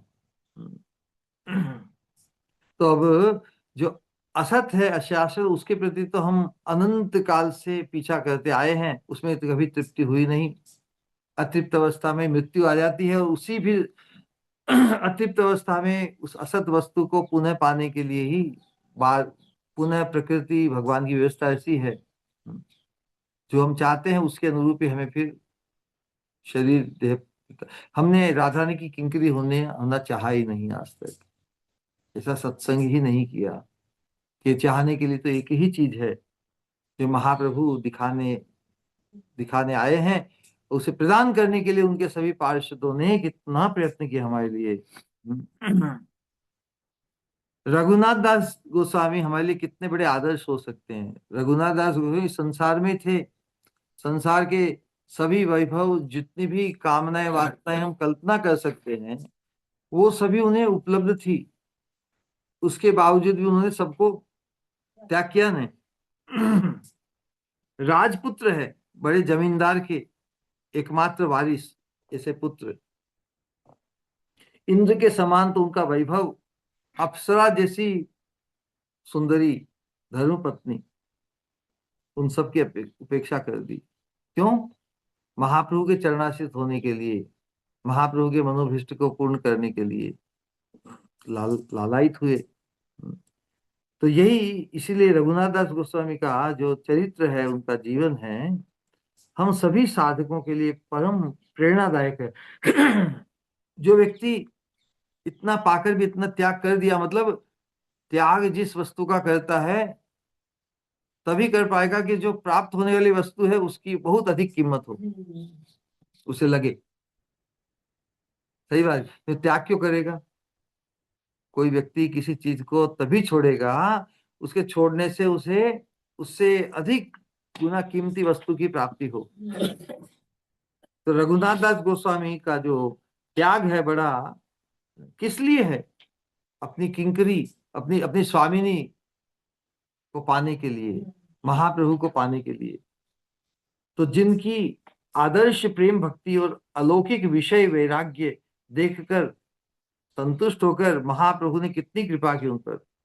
महाप्रभु ने शीला माला देकर, गिरिराज शीला दी, और माला दे, गुंजा माला राधा रानी, मतलब गिरिराज गोवर्धन और राधा कुंड के ही समर्पित उन्हें कर दिया। गुंज शीला देकर क्या कहा? शीला का आश्रय करो, गोवर्धन का आश्रय करो, और माला, गुंजा माला राधा रानी जो स्वरूप है, राधा रानी के आश्रय में उनको पहुंचा दिया। तो महाप्रभु ने शीला और माला देकर, शीला मतलब गोवर्धन शीला, और माला मतलब गुंजा माला देकर गोवर्धन एवं श्री राधा रानी के चरणों में समर्पित किया महाप्रभु ने उन्हें।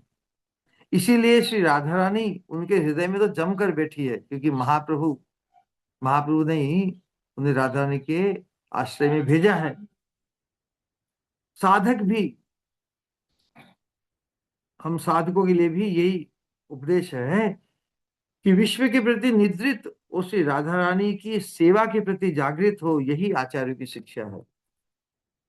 तो हम सब इस अनुशीलन के दरमियान हम अपने आप को राधा रानी की किंकरी होने का अभिमान पुष्ट करते हैं, और राधा रानी किंकरी बनने का एकमात्र संकल्प, एकमात्र आकांक्षा हृदय में धारण करने का हमारा प्रबल मनोरथ बने।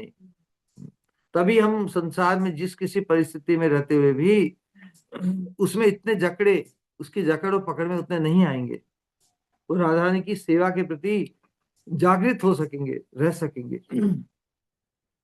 तो इसीलिए इस श्लोक में तुलसी जो अपनी स्वामिनी को संबोधित कर रही है कि सुमुखी कहकर, कहने का तात्पर्य क्या है? किंकरी ने कौस्तुभ और सम्यंतक की मित्रता की बात कहकर स्वामिनी के चित्त में जिस लीला रस की स्मृति कराई है। सम्यंतक मणि भगवान कृष्ण स्वयं राधा रानी को देना चाहते, स्वयं भगवान के द्वारा राधा रानी का सौभाग्य देखो ना, सभी को वंचित करते हुए राधा रानी को तो लीला की स्मृति हुई ना, किस ढंग से बड़े भाई को दी, बड़े भाई के मधुगर से मुझे पहुंचा दी। तो ये लीला स्मृति जगाई है ना किंकरी ने, इस लीला के माध्यम से, इस संबोधन से। उसी भाव की अभिव्यक्ति है उनके श्री मुख पर और नेत्रों में। राधा रानी ही किंकरी से इस सम्यक मणि की बात सुनकर राधा रानी के, है ना, उनके मुख पर और नेत्रों में भी वैसा एकदम उल्लास छा गया है। तो भाव की मूर्ति की, मतलब राधा रानी की भाव अभिव्यक्ति का द्वार है वह वदन। राधा रानी के हृदय का जो स्मित खुशी का जो भाव है, उसको व्यक्त कहाँ से करेगी? वदन से, मुख से, है ना। तो मुख से उनकी जो खुशी है वो फूट उठी, मृदु स्मित, स्मिता के रूप में, है ना, सुस्मिता के रूप में, उज्जवल स्मिता के रूप में राधा रानी की जो वदन में हंसी फूटी, इसीलिए सुमुखी। सु मतलब सुंदर, सुंदर सुंदर मुख वाली संबोधन की सार्थकता यहाँ पे व्यक्त हुई है। और श्रीमद रूप गोस्वामी ने भी अपने ग्रंथों में राधा रानी की सुस्मिता और जो सुविलासा, ये गुण का दृष्टांत देकर उनके श्री वदन को ही सिंधु की तरह अनंत भाव तरंग राजी का समाश्रय बताया है।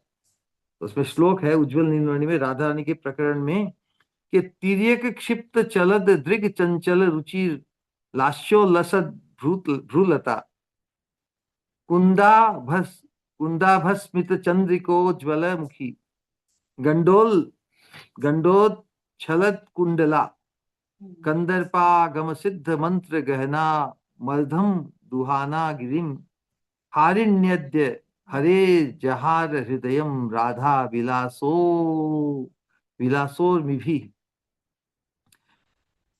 कितना अद्भुत वर्णन है, और यहीं पे आज के अनुशीलन की समाप्ति है। इसका हम चिंतन करें। राधा रानी के जिस मुख की जो सुविलासिता है उसका वर्णन है कि श्री राधा रानी के वक्र भाव से निक्षिप्त, वक्र भाव से मतलब राधा रानी टेढ़ी, टेढ़ा करके, राधा रानी के वक्र भाव से निक्षिप्त चपल नयनांचल, राधा रानी के वक्र भाव से निक्षिप्त चपल नयनांचल भ्रूलताओं का मनोहर नृत्य, टेढ़ी नजर से राधा रानी का देखना, और भ्रूलताओं का मनोहर नृत्य, और भ्रूलताओं से वो देख रही कहीं से, कृष्ण तो इधर नहीं, उनको ही घूर रही है। भ्रूलताओं का मनोहर नृत्य, कुंद कुसुम सी हास्य चंद्रिका से उज्जवल वदन चंद्र, चपल कुंडलों की शोभा से प्रदीप्त उच्छलित गंडस्थल, मदन के सिद्ध मंत्र की तरह अर्ध स्फुट वचन माधुरी इत्यादि विलास तरंगों से श्री कृष्ण का हृदय अपहृत हुआ है, घायल हुआ है, अभिभूत हुआ है। किन किन चीजों से? राधा रानी की किन किन भाव भंगिमाओं से भगवान कृष्ण एकदम हो जाते हैं चित्त? राधा रानी के वक्र भाव से निक्षिप्त चपल नयनांचल से, भ्रूलताओं के मनोहर नृत्य से, कुंद कुसुम सी हास्य चंद्रिका से, उज्जवल वदन चंद्र से, चपल कुंडलों की शोभा से प्रदीप्त उच्छलित गंडस्थल, मदन के सिद्ध मंत्र की तरह अर्धस्फुट वचन माधुरी, इत्यादि विलास तरंगों से श्री कृष्ण का हृदय अपहृत हुआ है। राधा रानी के उसी भावमय मुखचंद्र की स्मृति में कहा है, हे सुमुखी, समंतक और कौस्तुभ का मिलन आलिंगन है। लगता है जैसे काला चांद कमल के साथ खेल रहा है। यहाँ पे विरोधाभास प्रकट हो रहा है। जनरली क्या होता है, चांद कमल के साथ नहीं खेलता। जब चांद उगता है तब कमल तो संकुचित हो जाता है, बंद हो जाता है। लेकिन काला चांद बड़ा अनूठा है। यहाँ पे काला चांद कौन है? काला चांद कमल के साथ खेल रहा है, कमल मुख से। मानस चंद्र चकोर है ना, इसी प्रकार तो काला चांद कमल के साथ खेल रहा है। जबकि प्राय तो क्या होता है, चांद के सामने कमल मुझा जाता है। तो चांद खुद, साधारण दृष्टि में तो जो चांद है वो कमल पर आतंक करके उसे मुझा देता है। यहाँ पर चांद से भी राधा रानी के मुख कमल का उत्कर्ष है। कौन किसे प्रभावित कर रहा है? तो काला चांद भी कमल के साथ खेल रहा है। चांद को तुम्हारे मुख कमल से चूते मधु का आस्वादन करते देखा। श्याम सुंदर को तुम्हारे मुख कमल से चूता हुआ, बिखरता हुआ मधु का आस्वादन करते देखा। कमल की सेवा परायण चांद धन्य है। विपरीत है। कमल की सेवा परायण, जो जो चांद कमल को परास्त कर देता है लोक में, शतपत्रम शर्वरी मुखे, कमल की सेवा परायण चांद धन्य है। तो श्याम सुंदर वही धन्य लगता है किंकरी को जो राधा रानी की सेवा परायण है। सुमुखी संबोधन से स्वामिनी के मन को लीला रस में डुबाया जा रहा है। स्वामिनी मुख पर हंसी बिखेर कर कहती है, अरे तुझे ये सब भी याद रहता है? तो तुलसी कहती है, किंकरी कहती है, कभी हम भी कहेंगे, तुम भी कहोगी। स्वामिनी तुम्हारे लिए ही याद रखती हूँ। तुम तो अनुरागवती, अनुराग की अतृप्ति में यदि भूल जाओ सब कुछ, तो याद तो दिलानी पड़ेगी ना। ललिता विशाखा आदि के आगे तो इन सब विषयों को लेकर संकोच करती हो तुम। किंकरी के आगे कुछ नहीं। श्री राधा रानी की विश्वास भूमि है किंकरी।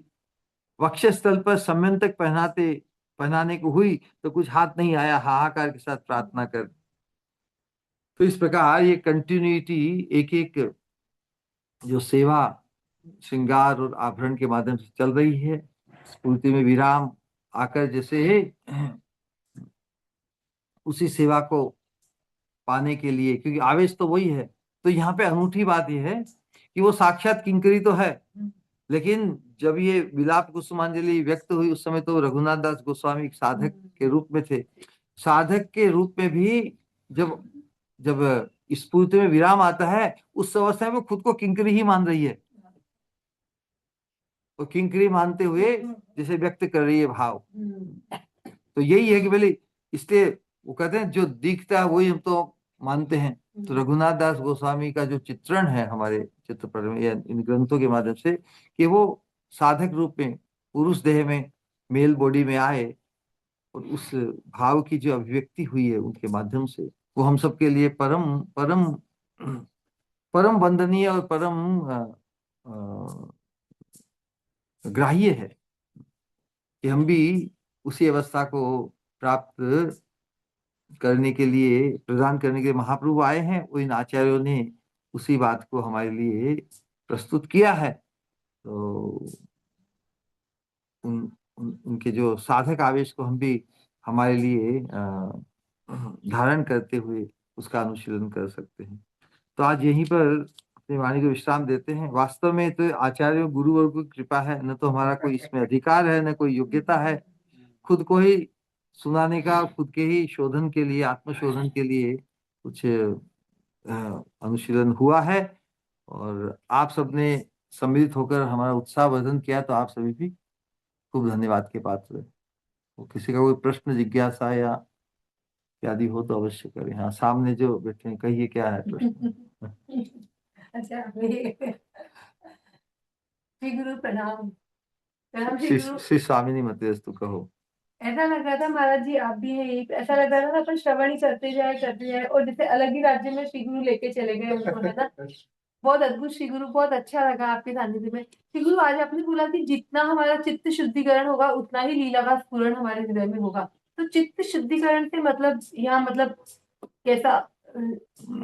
जो असत आवेश है, असत आइडेंटिफिकेशन है, असत पढ़ते हैं।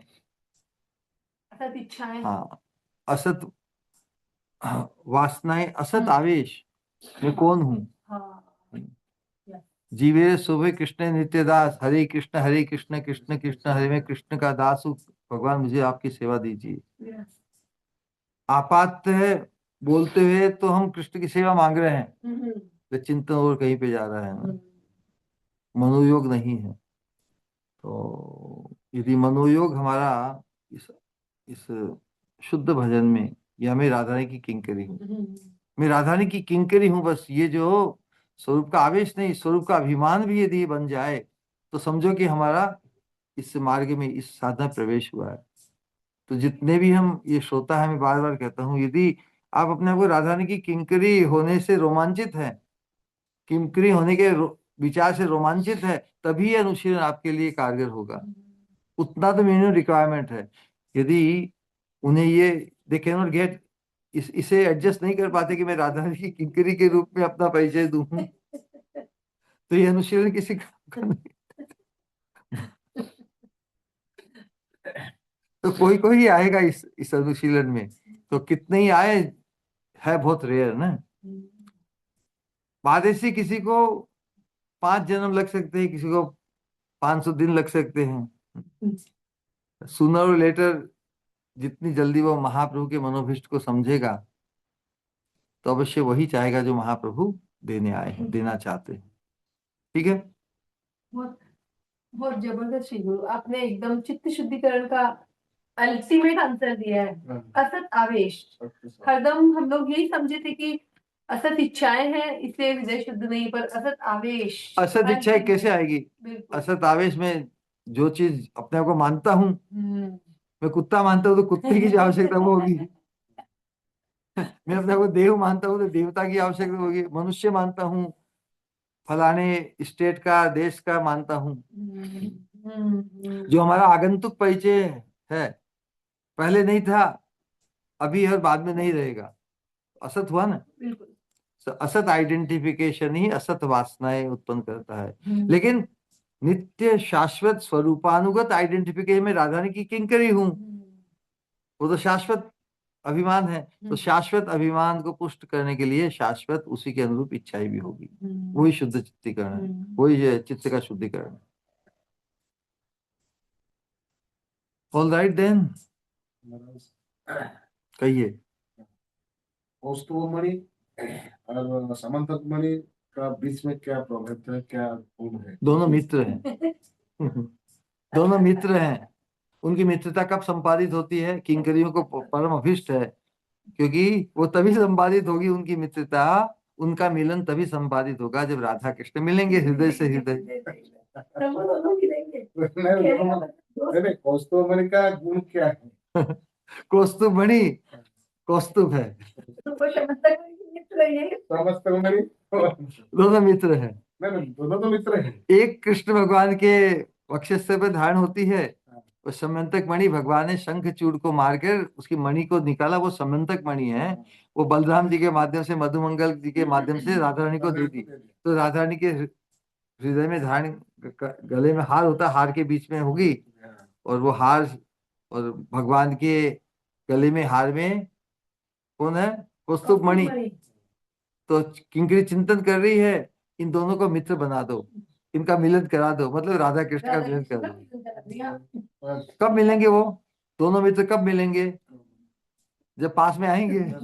कब आएंगे? तो उनको जो धारण करते हैं वो पास में मिलेंगे। उनको धारण कौन करते हैं? एक को राधा कृष्ण, एक को राधा रानी, एक को श्याम सुंदर।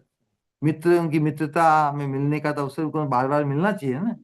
मित्र को यदि हम वंचित करें मिलने से, इसलिए किंकरिया उन मित्रों को बार बार बार बार मिलने के लिए, मिलाने के लिए कोशिश करती है। कितनी अच्छी है। स्वामिनी शब्द लगाते हैं तो किस टाइम से शुरू हुआ? यदि सेविका है, दासी है, अपनी मालकन को क्या कहेगी? रानी को क्या कहेगी? रानी जी कहेगी ना, स्वामिनी कहेगी, स्वामी, स्वामिनी। ठीक है। तो राधा रानी को उनके नाम से कहने की अपेक्षा अपनी स्वामिनी कह के बुलाने में बड़ा आनंद है कि नहीं? Nickname. और अपनी स्वामी को नाम से क्यों पुकारे? है ना? नाम से तो एक गरिमा होती है ना, एक एक शिष्टाचार होता है। ए राधिका, अपनी स्वामिनी को, जो मालकन है उसको नाम से पुकारे, मालकिन साहब, है ना, मालिक साहब, मालिक साहब, मालकिन, मालिक साहब। उसके नाम से पुकारेंगे? तो छोटा मोटा आदमी भी होता है कि बॉस, राजा, उसको राजा कहते हैं कि नहीं? तो राजा, रानी जी। छोटे मोटे आदमी को भी, जैसे किसी गांव में कोई भाई राजा आए हैं, इनका ठाट देखो, हाव भाव देखो। तो जो सर्वेश्वरेश्वरी है, जिनको पाने के लिए श्याम सुंदर भी लालायित है, उनकी हम दासी हैं, तो अपनी स्वामिनी को आ जाओ साहब। All right.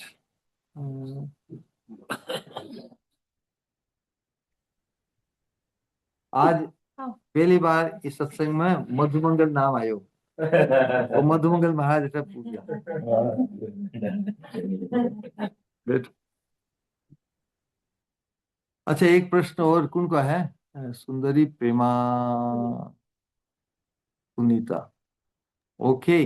हरे कृष्णा श्री गुरु प्रणाम। हरे एज हरे। यूजुअल दिव्य दिव्य अद्भुत सत्संग, और सच में मतलब करने से ही आप स्वामिनी का शब्द स्पर्श रूप रसगंध सभी का आस्वादन करा देते। प्रेम लतिका मंजरी मुझे बोल रहे थे कि मैंने आज तक इतना श्रवण किया है, लेकिन कभी राधा रानी के बारे में इस तरह का श्रवण कभी नहीं किया। तो सहज ही मुझे ऐसा लगा कि श्री गुरु कहते हैं ना कि शास्त्र वेद सब जन भगवान कृष्ण के ही बारे में श्रुति, सब भगवान कृष्ण के बारे में ही वर्णन कर सकते हैं। स्वामिनी के बारे में वर्णन करना तो उनकी मंजीरियों का ही स्वभाव हो सकता है। तो रूप गोस्वामी से लेके श्री गुरु तक बस यहीं पे हमें स्वामिनी के बारे में इस तरह का अद्भुत सत्संग मिल सकता है। दिव्य दिव्य श्री गुरु, कोटि कोटि प्रणाम। हरे कृष्ण। हरे कृष्णा। वेलकम। अच्छा अनुभव किया, बहुत बढ़िया। एक बात मुझे भी बोलनी है इस बारे में, बोलूं श्री गुरु? कहो। आज ज्वाइन किया कि नहीं किया मालूम नहीं, पद्मा सखी ने।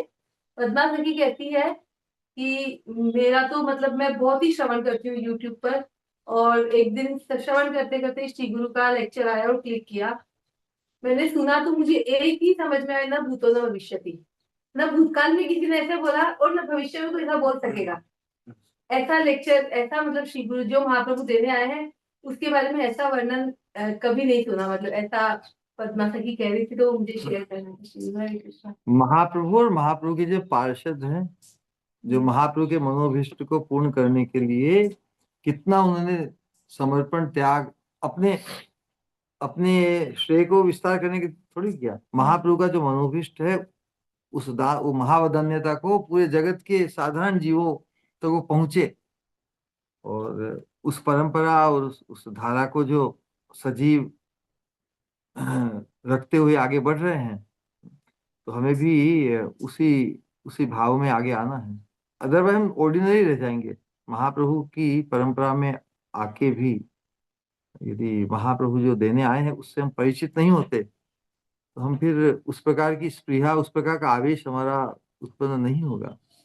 तो हम तो बार बार, यही सत्संग है कि बार बार हमें स्वरूप की जागृति हो जाए। स्वरूप की जागृति में हमारा जो स्वरूप का जो अभिमान है कि मैं राधा रानी की हूँ, महाप्रभु जो परिचय में देने आए कि स्वरूपानुरूप जो हाईएस्ट परफेक्शन है, कृष्ण प्रेम का जो परमतम सोपान है, वो राधा रानी का कैंकर्यत्व है।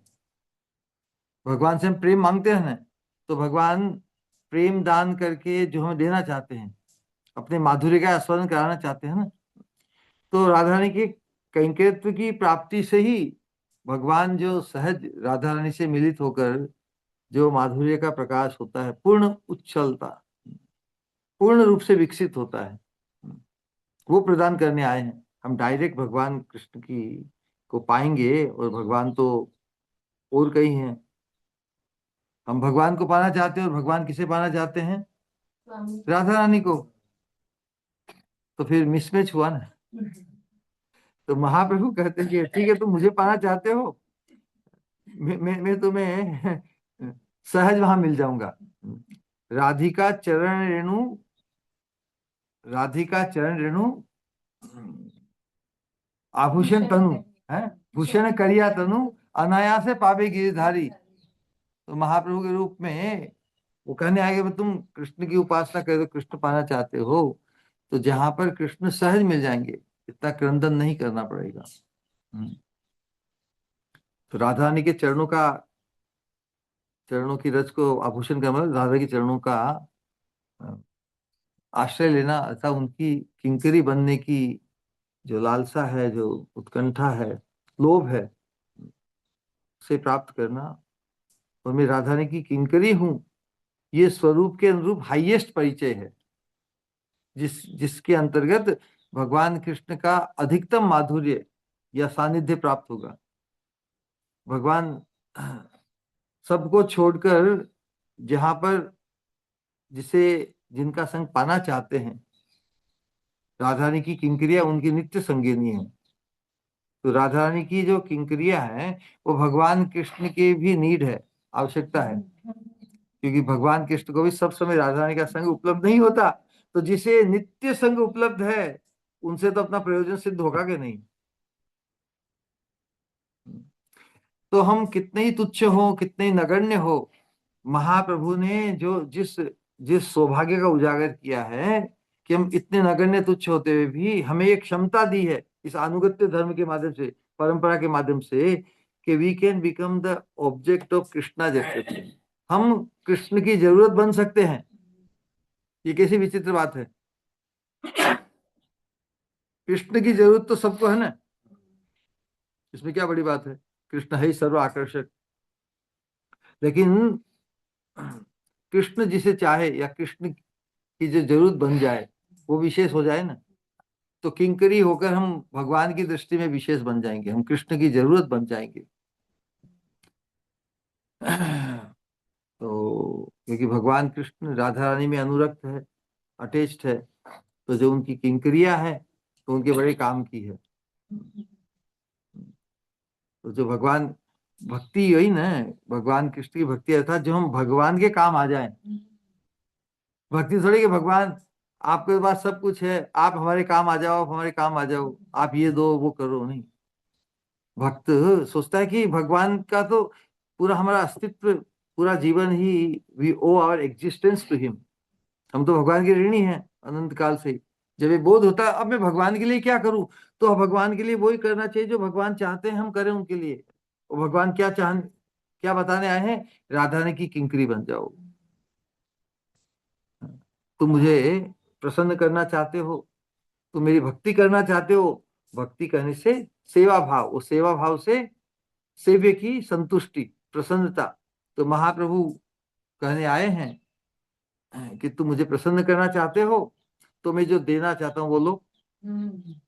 आज मैं आपको प्रसन्न, आज हमारे भगत जी का आविर्भाव दिन है, वो पहली बार ये सत्संग में लाइव ज्वाइन हुए।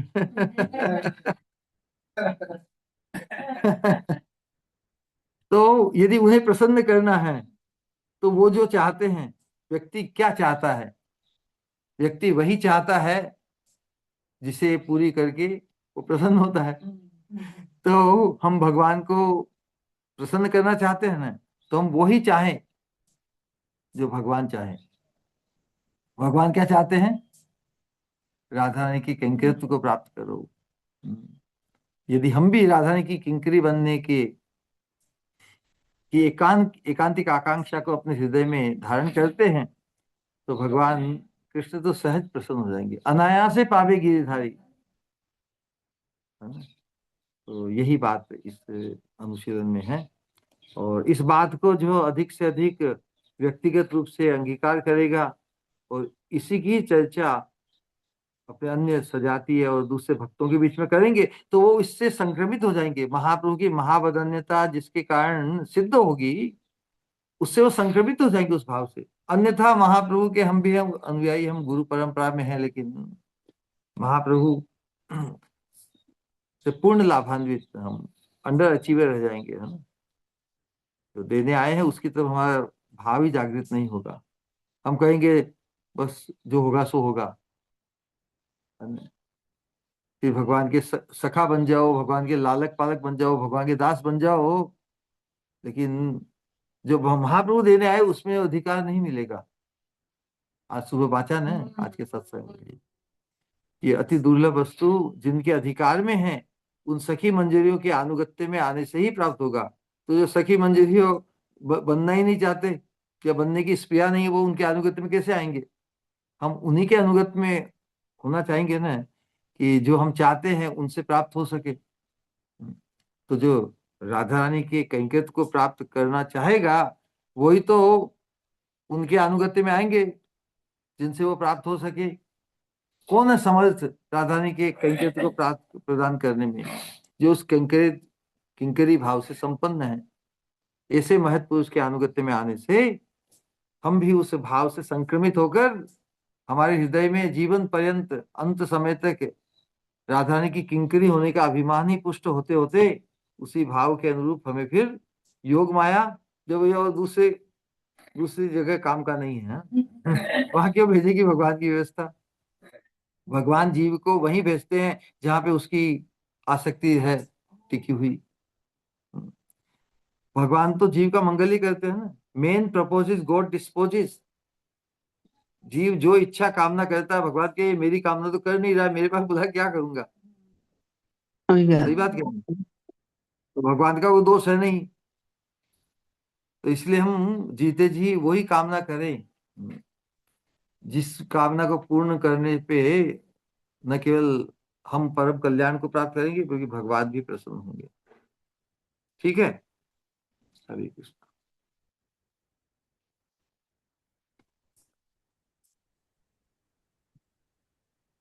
और कुछ किसी का कहिए कोई और। प्रश्न या कुछ कहना चाहते हैं तो प्लीज। अब तो एक का ही कहना बाकी है मेरे ख्याल से, है। All right, we are ready.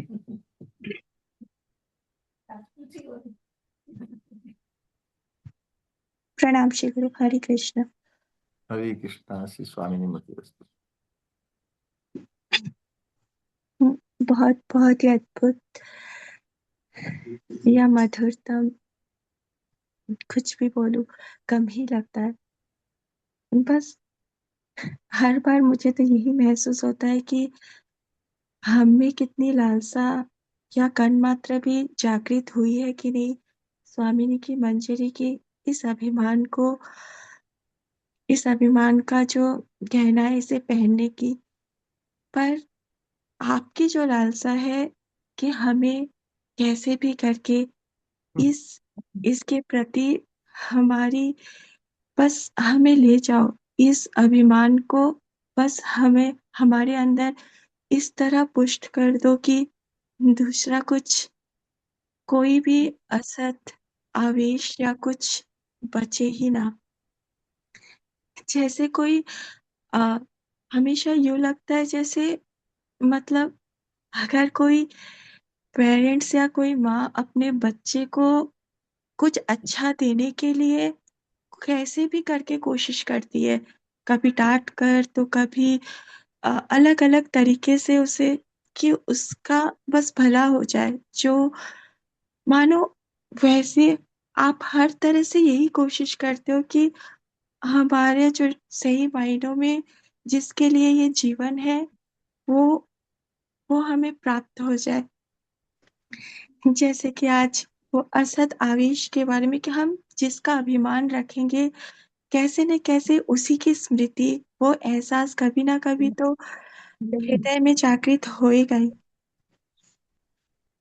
और जो जिस तरह से आज ये आया, ये लाइन भी कितनी अद्भुत थी कि साधक भी विश्व के प्रति निद्रित और श्री राधा रानी के प्रति जागृत हो, यही आचार्यों की शिक्षा है।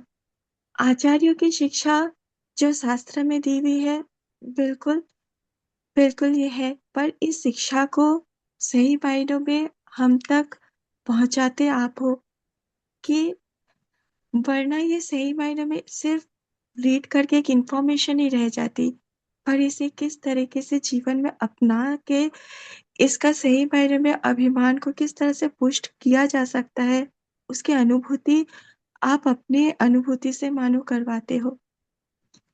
और ये भी आज कितना अद्भुत था कि श्री राधा रानी की विश्वास भूमि है किंकरी, यानी कि हर एक बार स्वामिनी और किंकरी के बीच में जो अटूट रिश्ता, जो अटूट एहसास, जो विश्वास का, वो मानो स्फुरित होता है, और वो इसलिए और भी ज्यादा हृदय तक पहुंचता है क्योंकि स्वामिनी की एक प्रिय मंजरी उसे कहती है। तुलसी मंजरी। नहीं? तुलसी मंजरी बिल्कुल कह रही है, पर हमारे पास तो जो प्रत्यक्ष रूप में जो उनकी मंजरी बैठी है, मैं तो उन्हें ही जानती हूँ। तुलसी मंजरी है, उनके शब्दों से जानती हूँ, उन्हीं के शब्दों से जान रही हूँ। पर जैसे आप कहते हो हमेशा कि इंफॉर्मेशन तो बहुत होती है, लेकिन काम सिर्फ अपना अनुभव ही आता है। तो अनुभव और एहसास जो भी किया है, वो जो मेरे समक्ष जो मंजरी है, उन्हीं से किया है। और एक बात कहनी थी, जैसे कि इसमें आया किस तरह से मधुमंगल के हाथों समंतक मणि स्वामिनी के द्वारा दिया गया, और एट दैट मोमेंट ही आदरणीय मधुमंगल जी आए और आपको गले में हार आपका पहनाए। तो मुझे तो यही महसूस हुआ कि यहाँ वहाँ इस ग्रंथ में तो है उसके बारे में जो आपने कहा, पर यहाँ एक मधुमंगल जी ने आकर मानो वो को वो समंतक मणि रूप वो हार स्वामिनी की प्रिय मंजरी के कंठ में डाला।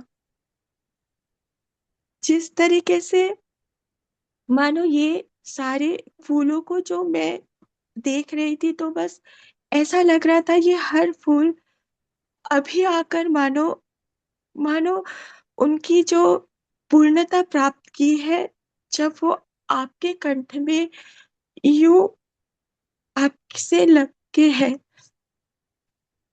और यही जिस तरह से आप कहते हो ना, कि जिस तरह से राधे श्याम जब कोई आभूषण धारण करते हैं, तो वो आभूषण आभूषित होते हैं। तो मानो ये हार जब आपके गले में गया, तो ये हार सही मायनों में आभूषित हुआ आपके कंठ को पाकर। मुझे सच पूछो तो ना कोई ज्ञान है, ना कोई ऐसा कोई एहसास, पर हाँ, जो जो आप बस जितना बस जो आपकी कृपा से कण मात्र जो एहसास होता है, बस उसी को शब्दों में पिरोने की अयोग्य कोशिश करती रहती हूँ, चाहकर भी, क्योंकि अगर मैं कुछ भी कहूँ तो वो बहुत कम होता है। फिर भी चाहकर भी मैं चुप नहीं रह पाती, क्योंकि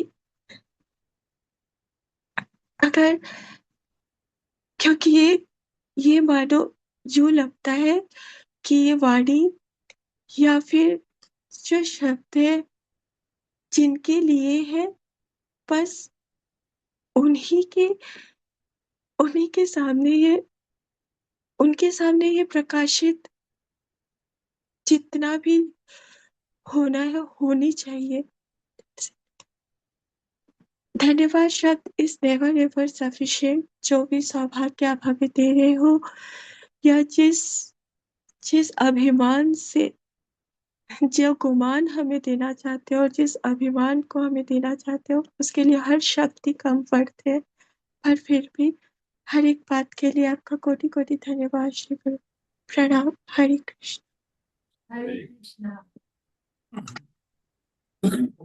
निताई गौर प्रेमानंदे हरि हरि बोल। हम सब 3 बार हरे कृष्णा महामंत्र का उच्चारण करेंगे हमारे प्रिय श्री गुरु के सम्मान में, प्रियता और पूज्यता के गुरुदेव भाव से। हरे हरे हरे कृष्णा कृष्णा हरे हरे कृष्णा कृष्णा हरे कृष्णा कृष्णा कृष्णा हरे कृष्णा हरे हरे हरे हरे राम हरे राम राम राम हरे हरे हरे कृष्णा हरे कृष्णा कृष्णा हरे हरे कृष्णा हरे हरे हरे राम राम राम हरे हरे हरे राम हरे कृष्णा हरे राम कृष्णा कृष्णा हरे हरे हरे राम राम हरे हरे हरे राम कृष्णा राम हरे हरे हरे कृष्णा हरे हरे हरे राम राम हरे हरे हरे। हरे राम राम राम हरे हरे दिल से कहेंगे हमारे प्रिय श्री गुरु परम पूज्य भक्ति स्वरूप गोविंद महाराज जी की जय। जय जय जय जय। जय हो हरे जय कृष्णा। जय प्रणाम श्री गुरुदेव गुरु। हरे कृष्ण। समावेत निताई गौर प्रणाम श्री गुरु। हरे कृष्णा। हरि कृष्णा श्री प्रणाम स्वामी। श्री गुरु। हरे कृष्णा। प्रणाम श्री गुरु। हरे कृष्णा निताई गौर प्रेमानंदे हरि हरि बोल। हरे परसों एकादशी हरे है, कृष्णा प्रणाम श्री गुरु। परसों ही है। कृष्णा। ओके, एकादशी द्वादशी तो सोमवार मंगल 2 दिन। चलो। हरे कृष्णा दंडवत प्रणाम गुरुदेव। हरे कृष्णा श्री स्वामी मत। हरे कृष्णा प्रणाम श्री गुरु। हरे कृष्णा। वेलकम। हरे कृष्णा गुरुदेव। हरे कृष्णा बोलो, गुरुदेव। बोलिए। राधा रानी आभूषणों को आभूषित करती है, हर एक आभूषण को इतना आभूषित कर देती है कि कृष्ण भगवान भी मोहित हो जाते हैं। तो वो हम जैसे पापियों को क्यों नहीं आभूषित कर रही है गुरुदेव? हम लोगों को भी करेगी क्या आभूषित? हम तो इतने पापी हैं, वो तो पराकाष्ठा है पवित्रता की, शुद्धता की, प्रेम की, और हम हैं प्रकाष्ठा पतितता की, अशुद्धता एक की। बात है, अनंत काल से हम असत अभिमान में कितने मत्त रहते आए हैं। ऐसे व्यक्ति में ऐसा दैन्य भाव जागृत हो, क्या ये आभूषण नहीं है? दैन्य ही हम सबके लिए आभूषण है। तो वही तो जी राधा रानी गुरुदेव। और उनके अनुगत किंकरी भाव को जो पुष्ट किए हैं, उनके जीवन का वो आभूषण दैन्य है। हम सबके लिए दैन्य ही हमारा आभूषण है। और उस दैन्य जी आभूषण से मंडित होकर ही हम ठेठ तक पहुंच जाएंगे। गुरुदेव जय जय जय गुरुदेव, जय जय गुरुदेव। हरे कृष्णा। उस दैन्य आभूषण से हम आभूषित बने रहें, और तभी हम उनके आकर्षण का केंद्र बन जाएंगे। हमें भगवान को इम्प्रेस करना है ना, राधा को इम्प्रेस करना है, श्याम सुंदर को इम्प्रेस करना है। हमारा प्रयास भगवान को इम्प्रेस करने के लिए है। तो हमारी प्रार्थना, हमारा सब कुछ भाव, हमारा सोचना बोलना करना भगवान को इम्प्रेस करने के लिए होना चाहिए, श्री गुरु को इम्प्रेस करने के लिए होना चाहिए। और हम भगवान से प्रार्थना करते हैं किसके लिए? इस असत आवेश को बढ़ाने के लिए, उसको पुष्ट करने के लिए। तो दैन्य भाव से ही हम भगवान को पाने के लिए, या भगवान की परम कृपा को आकृष्ट कर सकेंगे। जी गुरुदेव। तो जो परम परम आवश्यक है उस चीज को यदि हम ग्रहण करेंगे तो जो आवश्यक ही नहीं है वो छूट जाएंगे, उसका आवेश छूट जाएगा। तो इस दैन्य भाव की हम सब रक्षा करें और अपने आप को नगण्य अक्षम ही माने, लेकिन भगवान की श्रेष्ठता, भगवान की विशेषता हमारे चित्त में इस तरह छा जाए कि हम खुद को श्रेष्ठ और विशेष मान ही नहीं पाए।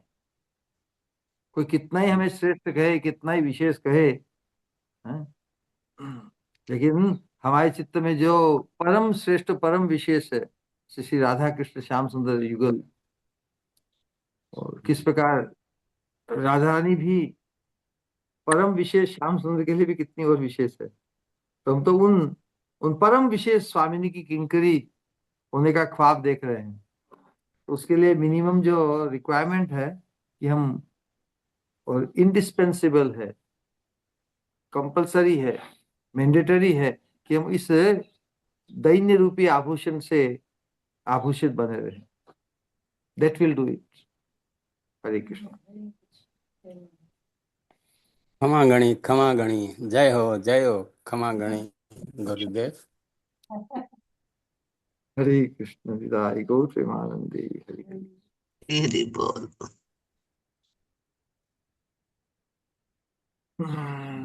हरे कृष्ण श्री प्रणाम श्री गुरु। गुरु। हरे कृष्ण बोलो, वेलकम। बस श्री गुरु भाई आशीर्वाद चाहिए कि आपकी कृपा से हम क्रंदन करना सीख जाए। क्यों नहीं, स्वामी तो परम कृपालु है, वो क्रंदन का संक्रमण अवश्य कर देगी। उस क्रंदन की जो इच्छा व्यक्त की है, ये भी कोई साधारण इच्छा नहीं है। यहाँ तो इच्छा कर दे, ये तो निकुंज मंदिर का चिंतन है ना। निकुंज मंदिर तो कल्प वृक्ष से गठित है। कल्प वृक्ष जो इच्छा करो वो प्राप्त हो जाता है। तो निकुंज मंदिर से ही, निकुंज युगल से ही जुड़े हैं, तो उनके संबंध से इच्छा करने मात्र से वो संक्रमित होगी, उससे अब दूर हम जा ही नहीं सकेंगे।